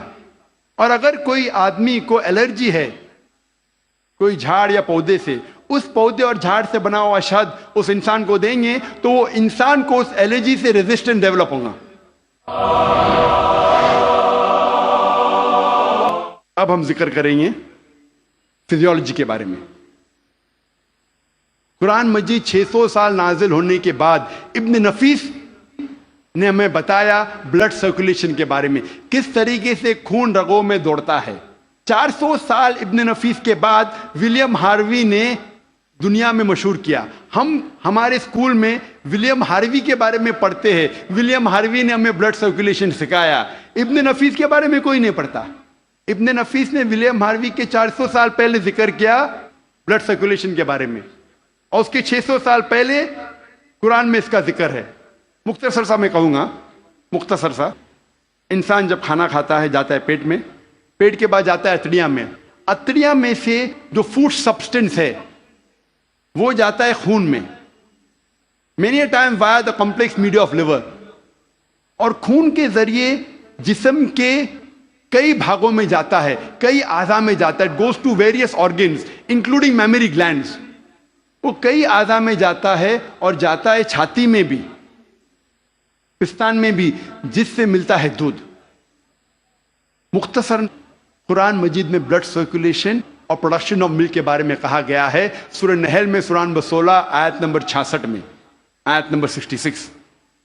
اللہ تعالیٰ فرماتے ہیں کہ میشور میں، کیٹل میں، بھیڑ بکری گائے بیل، ان میں آپ کے لیے نشانی ہے، اور ان کے بدن میں سے آپ کو ملتا ہے پینے کے لیے دودھ، جو آتا ہے انٹسٹائن کے کانسٹیٹوئنٹس اور خون کے درمیان سے، جو آپ کے لیے اچھی چیز ہے۔ اس کا ذکر ہے سورہ مومنون میں، سورہ نمبر 23 آیت نمبر 21 میں، کہ کیٹل میں آپ کے لیے ایک نشانی ہے، ان کے بدن سے آپ کو ملتا ہے دودھ، اور ان میں بہت سے فائدے ہیں، اس کا گوشت آپ کھا سکتے ہیں۔ قرآن مجید میں production of milk and blood circulation کے بارے میں ذکر ہے ان اے نٹ شیل 1400 سال پہلے۔ اب ہم ذکر کریں گے ایمبریولوجی کے بارے میں۔ ایمبریولوجی سائنس کا وہ بھاگ ہے جو خصوصاً جب ماں کے رحم میں بچہ پیدا ہوتا ہے اور کس طریقے سے شروع ہو کے بڑھتا ہے، 9 مہینے تک تقریباً ماں کے رحم میں رہتا ہے، اس کے سٹڈی کو کہتے ہیں انگریزی میں ایمبریولوجی۔ ماں کے رحم میں جو بچہ پیدا ہوتا ہے، آہستہ آہستہ بڑھتا ہے، اس کے سٹڈی کو انگریزی میں کہتے ہیں ایمبریولوجی۔ کئی اربوں نے جتنے بھی قرآن مجید کی آیتیں ہیں جو ایمبریولوجی کے بارے میں ذکر کرتی ہے اور حدیث ہے، اس کو اکٹھا کیا اور قرآن مجید کی آیت کے اوپر عمل کیا۔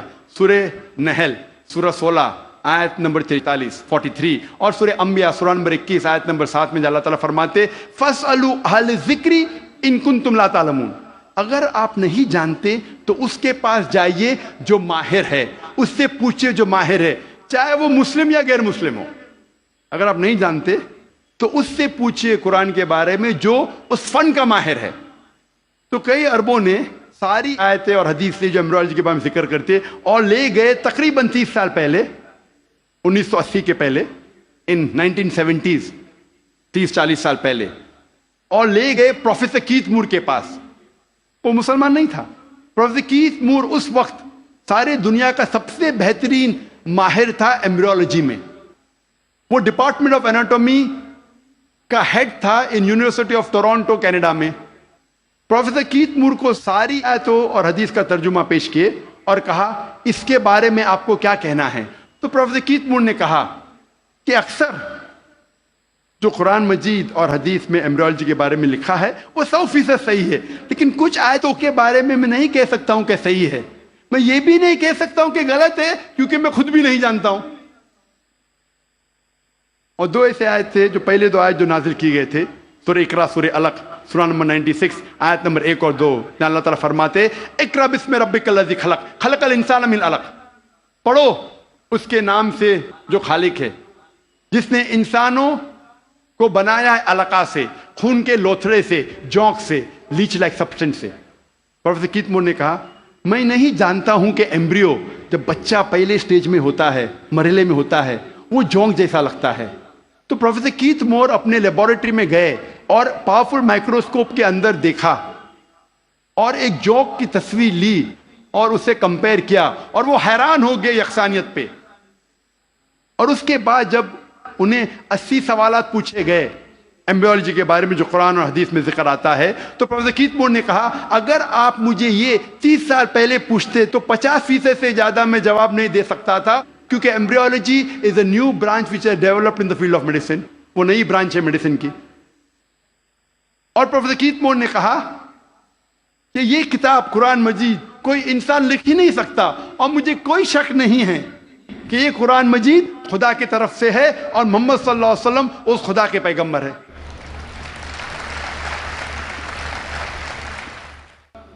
اللہ تعالیٰ فرماتے ہیں سورہ طارق میں، سورہ نمبر 86 میں 86 آیت نمبر 5، 6، 7 میں، کہ انسان نہیں سوچتا وہ کس سے بنا، وہ ایک سیال قطرہ سے بنا جو گرا اس جگہ سے ریڑھ کی ہڈی اور پسلی کے بیچ۔ اللہ تعالیٰ کیا کہنا چاہتے جب کہا کہ انسان بنا ایک سیال قطرے سے جو گرا ریڑھ کی ہڈی اور پسلی کے بیچ؟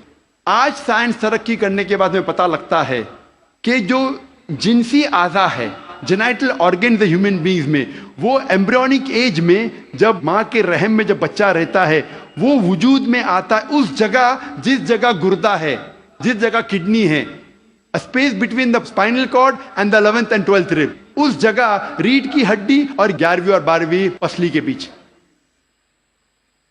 جنسی اعضا ٹیسٹیکلز اور اووری وہاں سے وجود میں آتے ہیں۔ اس کے بعد وہ ڈسینڈ، وہ نیچے اترتے ہیں، عورت میں پیلوس تک، آدمی میں through the inguinal canal into the scrotum. لیکن نیچے آنے کے بعد یہ جنسی اعضا جب انسان بڑا بھی ہو جاتا ہے، ماں کے پیٹ کے باہر نکلتا ہے، پھر بھی نیچے اترنے کے باوجود ان کے خون کا سپلائی اور نرو سپلائی اسی جگہ سے آتا ہے جہاں گردہ موجود ہے، اور لمفیٹک ڈرینیج اسی جگہ جاتا ہے جہاں گردہ موجود ہے، ریڑھ کی ہڈی اور 11ویں اور 12ویں پسلی کے بیچ۔ قرآن مجید میں اللہ تعالیٰ فرماتے سورہ حج میں سورہ نمبر 22 آیت نمبر 5 اور سورہ مومنون میں سورہ نمبر 23 آیت نمبر 13 میں کہ ہم نے انسان کو نطفہ سے بنایا ہے۔ نطفہ کے معنی عربی میں ہے ایک چھوٹا سا سیال قطرہ، مائنیوٹ کوانٹٹی آف لکوڈ، جس طریقے سے آپ کپ کو خالی کرتے اور جو چھوٹا سا قطرہ سیال کا رہتا ہے، سیال قطرہ اسے کہتے ہیں نطفہ۔ اللہ تعالیٰ فرماتے ہیں سورہ سجدہ میں سورہ نمبر 32 آیت نمبر 8 میں ہم نے انسان کو بنایا ہے سلالہ سے۔ سلالہ کے معنی عربی میں ہے پورے حصے کا سب سے بہترین حصہ، سارے بھاگ کے سب سے بہترین بھاگ کو کہتے ہیں سلالہ۔ آج سائنس یہ کہتا ہے کہ 1 سمائنل ایمیشن میں 30 کروڑ سپرمز ہے۔ آدمی جب ایجیکولیٹ کرتا ہے عام طور پہ تقریباً 30 کروڑ سپرم ایجیکولیٹ کرتا ہے، اس میں سے صرف ایک ہی کافی ہے، only one spermatozoa، ایک کافی ہے بیضے کو فرٹیلائز کرنے کے لیے، بوجھل کرنے کے لیے، ایک ہی کافی ہے۔ اس 30 کروڑ میں سے ایک کو قرآن کہتا ہے سلالہ، best part of the whole, سارے حصے کا سب سے بہترین حصہ۔ اللہ تعالیٰ فرماتے سورہ انسان میں سورہ نمبر 76 آیت نمبر 2 میں ہم نے انسان کو تحفہ دیا ہے، صلاحیت دی ہے سننے کی اور دیکھنے کی۔ قرآن میں لکھا ہے سب سے پہلے آتی ہے انسان میں صلاحیت سننے کی، آج سائنس یہ کہتی ہے کہ 22ویں دن میں ماں کے پیٹ میں بچے کا کان اندرونی حصہ شروع ہوتا ہے اور 5ویں مہینے تک کمپلیٹ ہوتا ہے. 7ویں مہینے میں آنکھ کھلتی ہے. تو قرآن میں لکھا سب سے پہلے آتی ہے سننے کی صلاحیت، اس کے بعد دیکھنے کی. قرآن میں اس کا ذکر ہے سورہ سجدہ میں، سورہ نمبر 32 آیت نمبر 9 میں بھی. ہم نے انسان کو دی ہے صلاحیت سننے کی، سوچنے کی اور سمجھنے کی. قرآن مجید میں جب جینیٹکس کے بارے میں ہم پڑھتے ہیں، آج سائنس یہ کہتی ہے کہ جو انسان کا جنس ہے وہ آدمی کے سیال سپرم پہ ڈپینڈ کرتا ہے، منی پہ ڈپینڈ کرتا ہے. اور اگر 23rd پیئر آف کروموزوم 23ویں جوڑی کروموزوم کی اگر وہ ایکس ایکس ہے تو ہو جاتی ہے لڑکی، اگر ایکس وائی ہے تو بن جاتا ہے لڑکا. اور منی ذمہ دار ہے یہ جاننے کے لیے کہ لڑکا ہے لڑکی ہے. منی کا اگر ایکس حصہ لیتا ہے فرٹیلائزیشن میں تو بنتی ہے لڑکی، اگر وائی حصہ لیتا ہے تو بنتا ہے لڑکا. یہ ہم حال ہی میں جانیں. قرآن مجید میں اس کا ذکر ہے 1400 سال پہلے سورہ نجم میں، سورہ نمبر 53 آیت نمبر 45-46 میں اللہ تعالیٰ فرماتے ہم نے انسان کو جوڑے میں بنایا ہے، میل اینڈ فیمیل، جنس میں مذکر اور مؤنث، ایک قطرے سے جو آدمی سے آتا ہے، عربی میں لکھا ہے تمنا. اس کا ذکر ہے سورہ قیامہ میں، سورہ نمبر 75، سورہ نمبر 75 آیت نمبر 37-39. اس میں اللہ تعالیٰ فرماتے ہم نے انسان کو بنایا ہے نطفتن من من یمنا، ہم نے انسان کو بنایا ہے آدمی کے منی کے نطفے سے، سپرم، اور پھر بنا علقات سے مدغہ اور ان کو جنس ڈالی، مرد اور عورت. قرآن میں لکھا ہے یہ سپرم منی رسپانسبل ہے for giving the sex to the child, male اور فیمیل. ہمارے دیش میں اکثر والدین چاہتے ہیں کہ لڑکا پیدا ہو. اگر لڑکی پیدا ہوتی ہے تو ساس کہیں گی بہو سے کہ تو نے لڑکی کو پیدا کیوں کی، لڑکی کو پیدا کیوں کی. لڑکی یا لڑکا ہونا اللہ سبحانہ تعالیٰ کے ہاتھ میں ہے. لیکن اگر کسی کو دوش دینا ہے تو سائنس اور قرآن کہتا ہے کہ لڑکی یا لڑکا ہونے کے لیے مرد کا سپرم منی از ریسپانسبل، مرد کا منی ذمہ دار ہے. تو اگر ساس کو کسی کو دوش دینا ہے تو اپنے بیٹے کو دینا چاہے، بہو کو نہیں، کیونکہ سائنس اور قرآن کہتا ہے کہ سپرم از ریسپانسبل. اللہ تعالیٰ فرماتے ہیں سورہ زمر میں، سورہ نمبر 39 میں آیت نمبر 6 میں کہ ہم نے انسان کو ماں کے رحم میں بنایا، مرحلے کے بعد دوسرے مرحلے میں، stages after stages, in 3 veils of darkness, 3 اندھیرے پردوں میں. پروفیسر کیت مور نے کہا یہ 3 پردے اندھیرے کے معنی ہیں اینٹی ایبڈومنل وال، یوٹرائن وال، ایمنیوکوریونک میمبرین.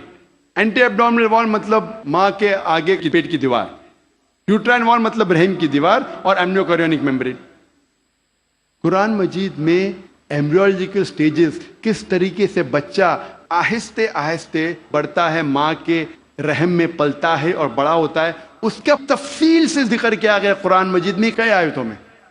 ایک سورہ کی 3 آیت پیش کروں گا، سورہ مؤمنون کی، سورہ نمبر 23 آیت نمبر 12 سے 14 میں اللہ تعالیٰ فرماتے ہیں کہ ہم نے انسان کو بنایا ہے کوئنٹیسنس آف کلے سے، انسان کو بنایا ہے طین کے سلالے سے، اور پھر اس کو بنایا نطفہ میں، نطفہ کو رکھا قرار مکین میں، پھر نطفے کو بنایا علقہ میں، علقہ سے تبدیل کیا مدغہ میں، مدغہ سے بنایا عظامہ، اور اس عظامہ پر ہم نے ڈالا لحم.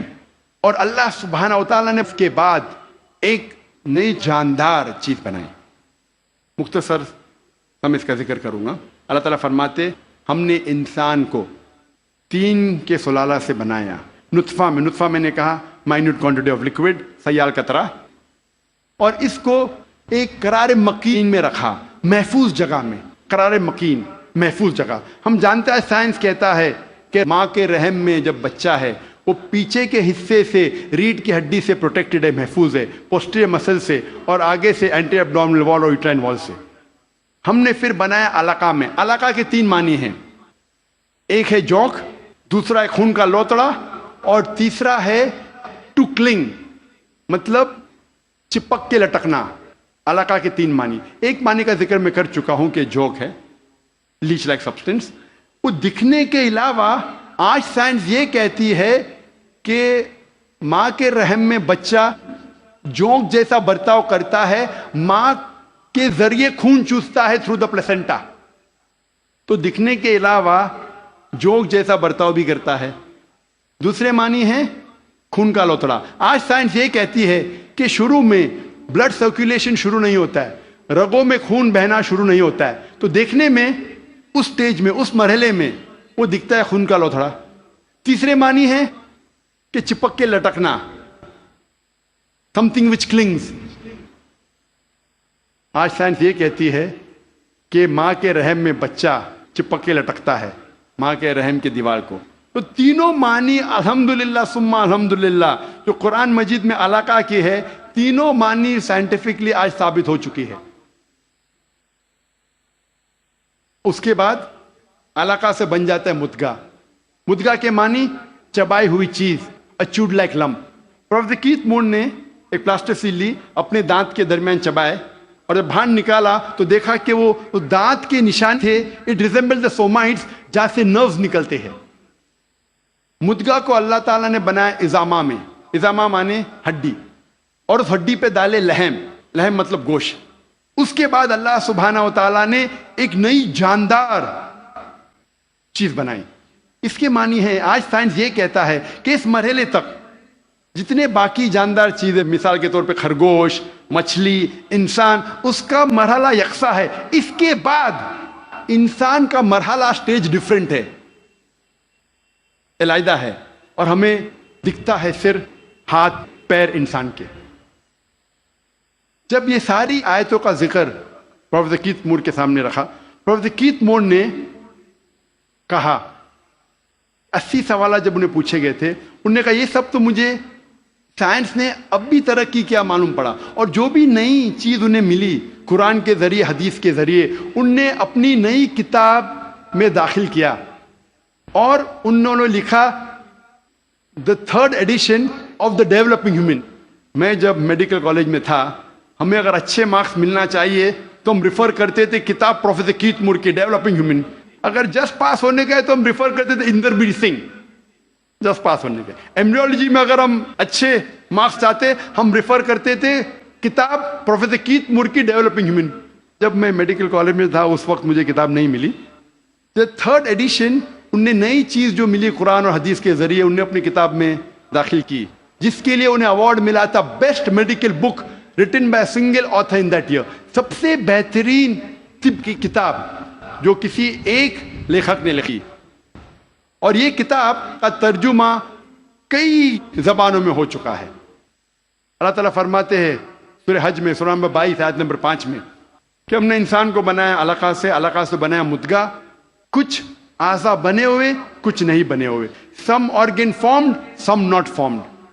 جب یہ آیت کا ترجمہ دکھایا گیا تھا پروفیسر مارشل جانسن کو، جو تھامس جیفرسن یونیورسٹی فیلاڈیلفیا USA کے جو ڈین تھے، انہوں نے کہا اگر اس مرحلے پہ ہم کہیں گے کہ یہ پورا انسان ہے، پورے اعضاء بنے ہوئے ہیں، تو غلط ہے، کچھ اعضاء نہیں بنے۔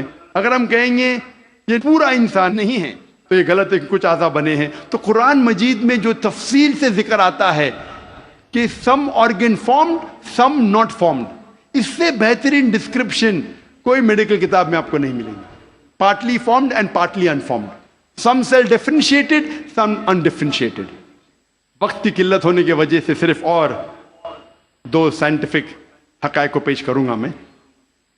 اللہ تعالیٰ فرماتے سورہ قیامہ میں، سورہ نمبر 75، سورہ نمبر 75 آیت نمبر 3 اور 4 میں، انکار کرنے والے جب کہیں گے اللہ سبحانہ و تعالیٰ آخرت کے دن میں ہماری ہڈیوں کو کیسے جوڑے گا؟ ہم جانتے ہیں مرنے کے بعد دفن ہو جاتے، ہڈیاں مٹی میں مل جاتی ہے، ڈسنٹیگریٹ ہوتی ہے، تو اللہ تعالیٰ آخرت میں ہماری ہڈیوں کو کیسا اکٹھا کرے گا، کیسے ہمیں پہچانیں گا؟ اللہ تعالیٰ کہتا ہے کہ ان سے کہو کہ اللہ سبحانہ و تعالیٰ صرف ہڈیوں کو اکٹھا نہیں کر سکتا، لیکن آپ کی انگلیوں کے پور پور کو پھر سے بنا سکتا ہے۔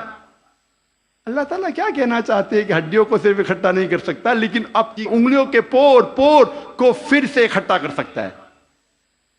سن 1880 میں سر فرانسس گولڈ نے ایجاد کیا فنگر پرنٹنگ میتھڈ اور کہا کہ کروڑوں لوگوں کے درمیان 2 لوگ میں یکساں فنگر پرنٹس نہیں ہیں. اور آج ہم فنگر پرنٹنگ میتھڈ استعمال کرتے ہیں مجرم کو پکڑنے کے لیے. انٹرپول کرتی ہے, پولیس کرتی ہے, CID, FBI, CIA, جاننے کے لیے مجرم کون ہے. جو 1880 میں ہم نے جانا 130 سال پہلے, 1400 سال پہلے قرآن میں لکھا ہے. ہڈیوں کو تو چھوڑو, ہم آپ کے انگلیوں کے پور پور کو اکٹھا کر سکتے ہیں. میں تقریر کے آخری میں پروفیسر تغڑ تغ شون کی مثال پیش کرنا چاہتا ہوں. ہم طبیب پہلے یہ سمجھتے تھے کہ درد کا احساس کرنے کے لیے دماغ کافی ہے, brain is sufficient for realising the pain. ابھی سائنس ترقی کرنے کے بعد ہمیں پتہ لگتا ہے کہ چمڑیوں میں پین ریسپٹرز ہے, درد کا احساس کرنے کے آلہ ہے, ریسپٹرز ہے, جو بہت ضروری ہے درد کا احساس کرنے کے لیے, جس کے بنا انسان درد کا احساس نہیں کر سکتا. اسی لیے جب کوئی انسان جل جاتا ہے, جب کوئی انسان زخمی ہو جاتا ہے جلنے کی وجہ سے اور ڈاکٹر کے پاس جاتا ہے, ڈاکٹر ایک سوئی لیتا ہے اور اس جلے ہوئے حصے کو چبوتا ہے. اگر مریض کو درد ہوتا ہے ڈاکٹر خوش ہے, pain receptors intact, pain receptors محفوظ ہے. اگر مریض کو درد نہیں ہوتا ہے ڈاکٹر کو افسوس ہوتا ہے, پین ریسپٹرز ختم ہو چکے ہیں, مر چکے ہیں. آج ہمیں پتا چلا کہ پین ریسپٹرز بھی ضروری ہے درد کا احساس کرنے کے لیے. قرآن مجید میں کہا گیا ہے سورہ نساء میں, سورہ نمبر 4 آیت نمبر 56 میں, آیت نمبر 56 میں, جو لوگ ہماری نشانیوں کا انکار کرتے ہیں ان لوگوں کو ہم آخرت میں آگ میں ڈالیں گے, اور جتنی بار ان کی چمڑیاں جلیں گی اتنی بار ہم ان کو نئی چمڑی دیں گے تاکہ وہ درد کا احساس کر سکے. اللہ تعالیٰ کیا کہنا چاہتا ہے کہ جو لوگ ہماری نشانیوں کو جھٹلاتے ہیں, انکار کرتے ہیں, ہم ان کو آخرت میں آگ میں ڈالیں گے, اور جتنی بار ان کی چمڑیاں جلیں گی اتنی بار ہم ان کو نئی چمڑی دیں گے تاکہ وہ درد کا احساس کر سکے. اللہ تعالیٰ یہ کہنا چاہتا ہے کہ چمڑیوں میں پین ریسپٹرز ہے, اگر پین ریسپٹرز مر گئے تو درد کیسا ہوگا, تو درد کا احساس دلانے کے لیے نئی چمڑی دیں گے, جلیں گی نئی چمڑی دیں گے. پروفیسر تغڑ تغ شون وہ ڈین ہیں ایک میڈیکل کالج کے یونیورسٹی تھائی لینڈ میں, اور انہوں نے کئی سال بتائے پین ریسپٹرز پہ تحقیق کرنے میں. جب ان کو یہ ترجمہ دیا قرآن مجید کی آیت کا, انہوں نے کہا یہ ممکن ہی نہیں ہے, یہ کتاب 1400 سال پہلے پین ریسپٹرز کے بارے میں ذکر کر رہی, ہم نے تو آج ہی نہیں جانا. وہ ماننے سے انکار کیے. پھر اس کے بعد جب تحقیق کی, دوسرے سائنٹسٹ, سائنسداں سے چیک کیا کہ ترجمہ صحیح تھا, اتنے متاثر ہوئے کہ 8ویں کانفرنس ریاض میں, سائنٹیفک سائنس آف قرآن میں, اس کانفرنس کے بیچ ہی پروفیسر تغڑ تغ شون نے شہادت دی اور کہا لا الہ الا اللہ محمد رسول اللہ, نہ کوئی معبود اللہ کے علاوہ, اور اس کے آخری پیغمبر محمد صلی اللہ علیہ وسلم میں. وآخر دعوانا الحمدللہ رب العالمین. جزاک اللہ ڈاکٹر ذاکر نائک صاحب. ہم ان سے معلوماتی تقریر سماعت کر رہے تھے. سائنس کی ترقیات کو دیکھ کر لوگوں نے محسوس کیا کہ اب تو مذہب کا جنازہ نکل جائے گا, وہ بے نام و نشان ہو جائے گا. لیکن ہم نے سنا اور ہمیں معلوم ہوا کہ سائنس نے مذہب کو مزید طاقت پہنچائی. غالب نے اس پر ایک شعر کہا تھا کہ تھی خبر گرم کے اڑیں گے پرزے, تھی خبر گرم کے غالب کے اڑیں گے پرزے, دیکھنے ہم بھی گئے تھے پر تماشا نہ ہوا. لوگ سوچتے تھے کہ مذہب کا جنازہ نکل جائے گا سائنس آنے کے بعد, لیکن کوئی تماشا نہیں ہوا, بلکہ سائنس نے مذہب کو مزید طاقت پہنچائی اور مزید تائید کیے. اب ہم اس اجلاس کے دوسرے سیشن کی شروعات کرتے ہیں. یہ سوال و جواب کا سیشن ہے جس میں آپ مقرر سے سوال کر سکتے ہیں اور مقرر انشاءاللہ آپ کے سوالات کے جوابات دیں گے۔ اس سوال و جواب کے سیشن کو دلچسپ اور کامیاب بنانے کے لیے کچھ قواعد و اصول کا خیال رکھنا ہم میں سے ہر ایک کے لیے ضروری ہے۔ سوالات کرنے والوں کے لیے 3 مائک کا انتظام کیا گیا ہے۔ ایک مائک میرے بائیں جانب یعنی اسٹیج کے بائیں طرف، اور ایک مائک سینٹر میں بیچ کی طرف، اور ایک مائک خواتین کے شعبے میں رکھا گیا ہے۔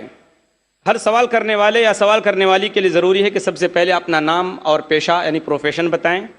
سوال کرنے میں غیر مسلم بھائیوں کو ترجیح دی جائے گی، ان کو پہلے موقع دیا جائے گا، اور انہیں اسلام کے متعلق سوال کرنے کی پوری آزادی حاصل ہوگی۔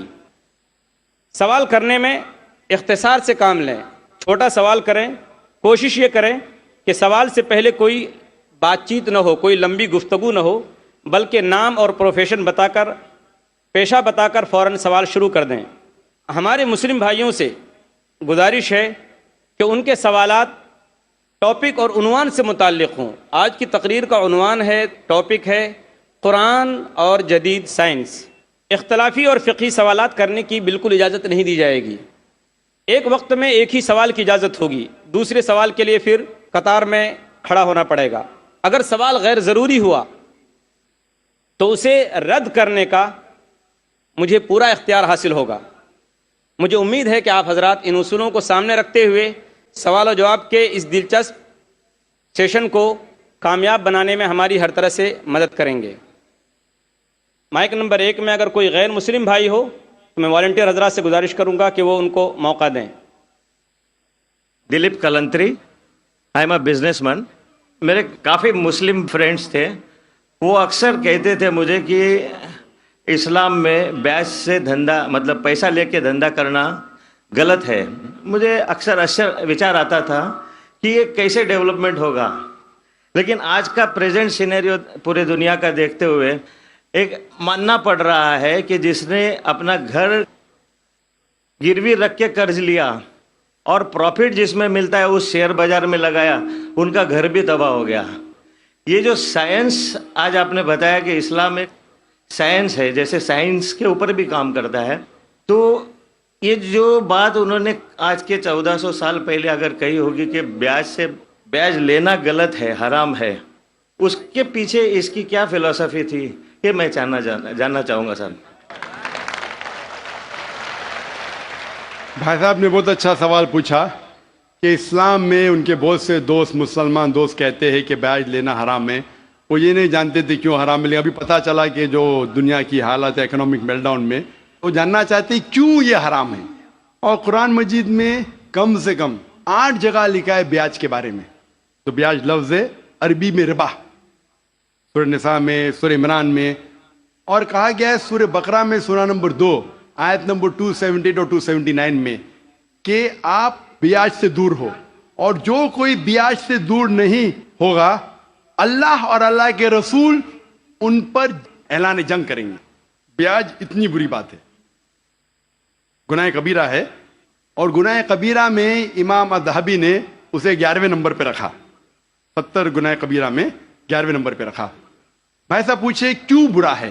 کیونکہ بیاج سے امیر آدمی اور امیر ہوتا ہے، غریب آدمی اور غریب بنتا ہے۔ امیر آدمی اور امیر ہوتا ہے، غریب آدمی اور غریب بنتا ہے۔ عام طور پہ آپ جب لون دینے جائیں گے تو غریب آدمی کو لون کا ملتا ہے، اور امیر آدمی بتائے گا میرے پاس یہ، میرے پاس وہ ہے، تو اس کو لون ملتا ہے۔ تو امیر اور امیر بنتا ہے، غریب اور غریب بنتا ہے۔ اسی لیے قرآن میں سورہ الحشر میں سورہ نمبر 59 آیت نمبر 7 میں اللہ تعالیٰ فرماتے کہ زکوٰۃ دو تاکہ دولت انسانوں کے بیچ گھومے، صرف امیروں میں نہیں رہے۔ اور بیاج سے کیا ہوتا ہے؟ ان اسلامک فلسفی ہم کہتے ہیں پروفٹ اینڈ لاس شیئرنگ، منافع اور نقصان کو ہم بانٹیں گے۔ منافع اور نقصان بانٹنے سے پوری اکنامی ترقی کرتی ہے، اور بیاج سے آپ بینک میں بیاج لیتے ہیں، منافع یا نقصان 8%، 10%، 12% آپ کو دینا ہی دینا، نقصان یا منافع۔ لیکن آپ دیکھتے شیئرنگ آف دا رسپانسبلٹی، اگر نقصان ہوا تو ہم نقصان شیئر کریں گے، پروفٹ ہوا پروفٹ شیئر کریں گے۔ بیاج میں کیا ہوتا ہے؟ مثال کے طور پہ بینک میں، میں ایک لمبی تقریر دے چکا ہوں اس پہ، ابھی وقت نہیں ہے، صرف یہ بولوں گا کہ بیاج میں کیا ہوتا ہے۔ مثال کے طور پہ بینک اے کے پاس سپوز 100 روپیہ ہے, وہ بینک بی کو 10 روپیہ رکھ کے 90 روپیہ دیتی ہے بینک بی کو.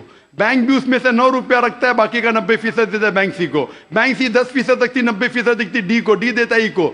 تو لوگ کہتے ہیں مارکیٹ میں ہزاروں روپیے ہے کتنے؟ 100 روپیہ. تو آج کی تحقیق کہتے ہیں مارکیٹ میں فلوٹ ہو رہا ہے $6 ٹریلین, ہے تو کچھ نہیں, بہت کم. فلوٹ ہو رہا ہے $6 ٹریلین.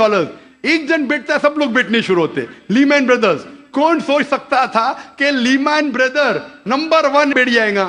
اس کے بعد سٹی گروپ, ایک بیٹا سب بیٹھتے گئے پوری دنیا میں ایک کے بعد ایک. تو کیونکہ it doesn't improve the society. Islamic way کے اندر جانچ پڑتال ہوتی, کس کو لون دینا کس کو نہیں دینا, پروفٹ اینڈ لاس شیئرنگ ہے. سن 1980 میں بینک فنڈ کرتی تھی گیملنگ ڈین کو, شراب کھانے کو, کامن ہو گیا. اس کے بارے میں اگر تقریر میری سنیں گے, interest free economy promulgated by the Quran, ربا کس طریقے سے حرام ہے, اس کے اوپر تقریر میں نے کی ہے. اگر وہ سنیں گے اس میں اور ڈیٹیل میں تذکرہ کر رہا ہوں کیوں انٹرسٹ حرام ہے. لیکن ان شارٹ واپس سے آج جاپان, امریکہ سینڈنگ ایمبیسریز اسلامک بینک کے بارے میں جاننے کے لیے.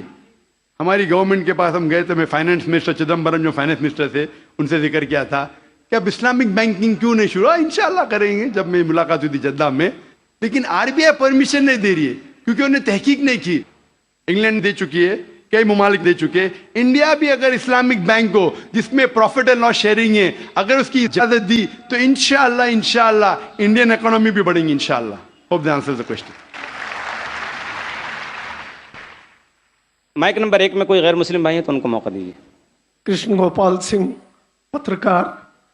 میں بدوان سری نائک صاحب سے یہ جاننا چاہوں گا کہ آج کے آتنکواد پر اسلام کا کیا نظریہ ہے؟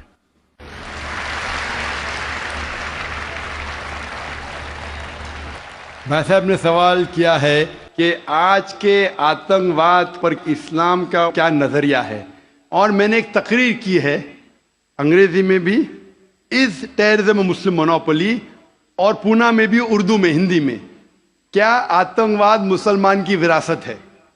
کہ اکثر لوگ سمجھتے ہیں آتنکواد مطلب مسلمان ہونا ضروری ہے.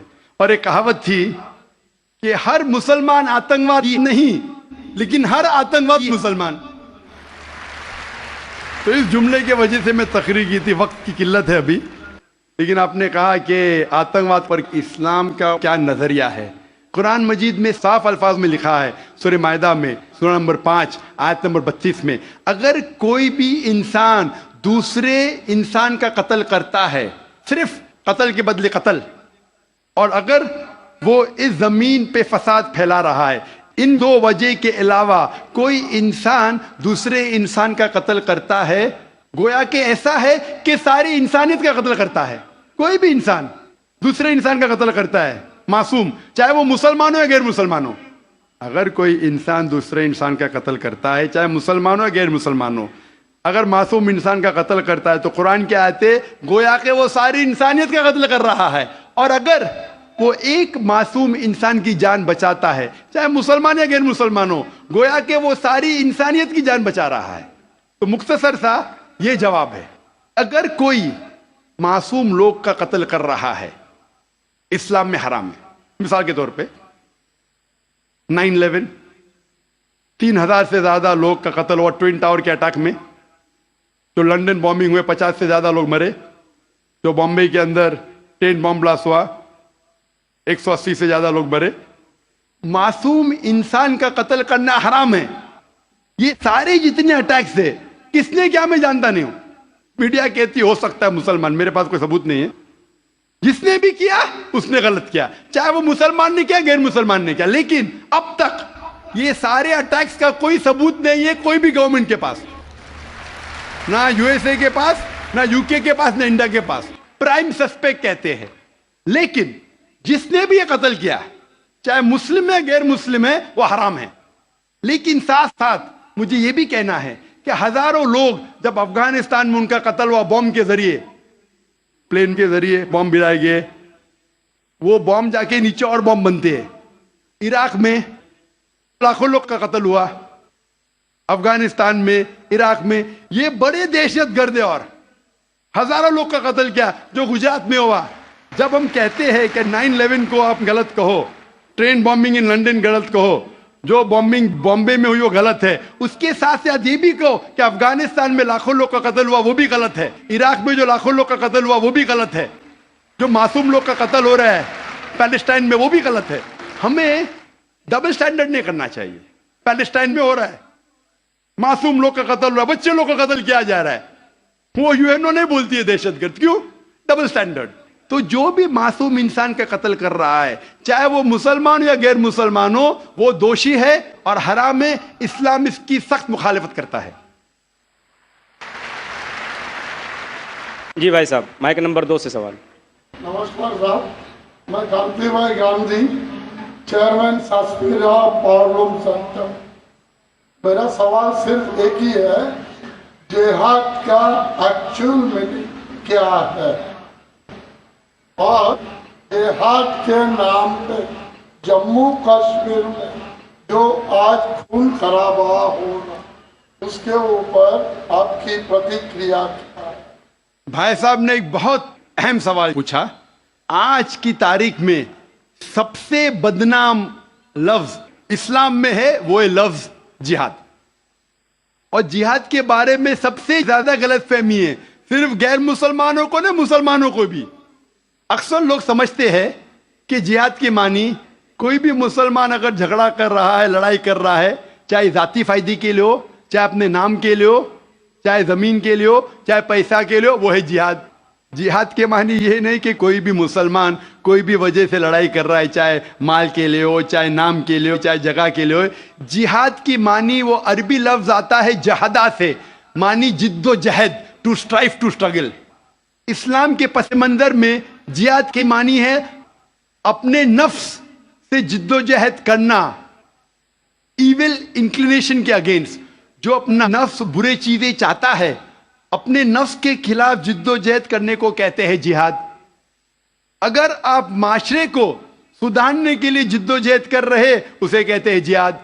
اگر آپ سیلف ڈیفنس میں لڑ رہے ہیں اسے کہتے ہیں جہاد. اگر آپ آپریشن کے خلاف جھگڑا کر رہے اسے کہتے ہیں جہاد.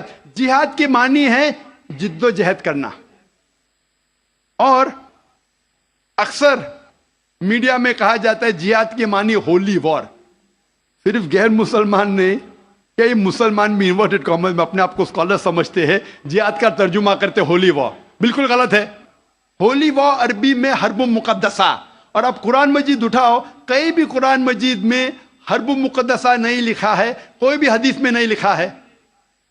جہاد کے معنی ہولی وار نہیں ہے، پاک جنگ نہیں ہے. یہ لفظ ہولی وار سب سے پہلے استعمال کیا گیا تھا کرسچن کروسیڈرز کے لیے. جب کرسچن کروسیڈرز کرسچینٹی کے نام پہ ہزاروں لوگ کا قتل کیے اسے کہتے تھے ہولی وار. آج وہ استعمال ہو رہا ہے مسلمان کے لیے. جہاد ڈزنٹ مین ہولی وار. آپ نے کہا کہ کشمیر میں جو ہو رہا ہے مارنا، لڑنا، جھگڑنا، کیا جہاد ہے؟ اگر وہ جد و جہد کر رہے ہیں قرآن و حدیث کے مطابق اپنے نفس کے خلاف، جو غلط چیز ہے اس کے خلاف، معاشرے کو سدھارنے کے لیے، تو وہ صحیح جہاد ہے. اور جہاد دو قسم کے ہوتے ہیں. ایک ہوتا ہے جہاد فی سبیل اللہ، اللہ کے راہ میں جہاد جو قرآن و حدیث کے مطابق ہے. دوسرا جہاد ہے جہاد فی سبیل شیطان، تو شیطان کے راہ میں جہاد کرنا. جد و جہد کر رہے معاشرے کو بگاڑنے کے لیے اسے کہتے ہیں جہاد فی سبیل شیطان. ہر مسلمان کو کرنا چاہیے جہاد فی سبیل اللہ، جد و جہد قرآن اور صحیح حدیث کے مطابق. کشمیر میں کیا ہو رہا ہے، میں نے کوئی انٹرویو لیا نہیں ان کا، جو میں پریس میں سنتا ہوں، میں اس کی تحقیق نہیں کیا ہوں. قرآن میں لکھا ہے سورہ حجرات میں سورہ نمبر 49 آیت نمبر 6 میں، جب بھی کوئی معلومات آپ تک پہنچتی ہے اس کی تحقیق کرو تیسرے کو پہنچانے کے پہلے. میں تحقیق نہیں کیا ہوں اس لیے کہہ نہیں سکتا ہوں کون سا جہاد ہے. لیکن یہ جو لڑنے جھگڑنے کی بات ہو رہی ہے، جو لوگ اکثر مسلمان کو دوشی ٹھہراتے ہیں، میں آپ سے پوچھنا چاہتا ہوں کہ آپ نے مہابھارت پڑھی؟ مہابھارت میں لڑنے جھگڑنے کے منترا قرآن سے کئی گنا زیادہ ہے. مہابھارت میں لڑنے کے شلوک منترا قرآن مجید سے کئی زیادہ ہے. بھگوت گیتا भगवत गीता एक महाभारत का हिस्सा है, 18 जुज, 18 चैप्टर्स अनुशासन पर्व के, जिसमें श्री कृष्ण अर्जुन को एडवाइस देते हैं, समझाते हैं। जब हम पढ़ते हैं भगवत गीता चैप्टर नंबर 1 मंत्रा नंबर 43 से 46 तक के, अर्जुन कहता है, अपने जो हथियार है जमीन पे रख के अर्जुन कहता है कि मैं इस मैदान जंग में निहत्था मरने को पसंद करूंगा बनिस्बत अपने रिश्तेदारों से लड़ूं और झगड़ा करूं। चंद श्लोक बाद Bhagavad Gita chapter number 2 verse number 2 और 3 श्री कृष्ण कहते, Arjun how can you B so important, Hindi में तर्जुमा करूंगा, आप नपुंसक कैसे बन गए? क्षत्रिय का धर्म है लड़ना, और आप अगर लड़ेंगे तो आप जाएंगे स्वर्ग में। भाग्यवान है वो क्षत्रिय। Bhagavad Gita chapter number 2 verse number 31, भाग्यवान है वो क्षत्रिय जिसको लड़ने का मौका मिलता है। तो क्या भगवत गीता गलत है? इस पस मंजर में हम जानते हैं कि यहां श्री कृष्ण कह रहे अर्जुन से हक के लिए लड़ो। मैं अगर ये कहूंगा कि भगवत गीता कहता है, श्री कृष्ण कहते हैं कि अपने रिश्तेदारों का कत्ल करो, यह शैतानी हरकत है, पस मंजर के खिलाफ है। अगर मैं ऐसा कहूंगा कि श्री कृष्ण कह रहे अर्जुन से रिश्तेदारों का कत्ल करो, तो ये शैतानी हरकत है। मैं तालिब इल्म हूं इस्लाम और दिगर मज़हब का, मैं भगवत गीता पढ़ चुका हूं। इसका पस मंजर यह है, श्री कृष्ण कह रहे कि हक के लिए, सच्चाई के लिए लड़ो, चाहे वो आपके रिश्तेदार हो। तो सही है, उसी का जिक्र कुरान में है। जितने आयत अरुण शूरी और जो इस्लाम के एनिमीज है जो कोट करते हो, पस मंजर में वो हक की लड़ाई है।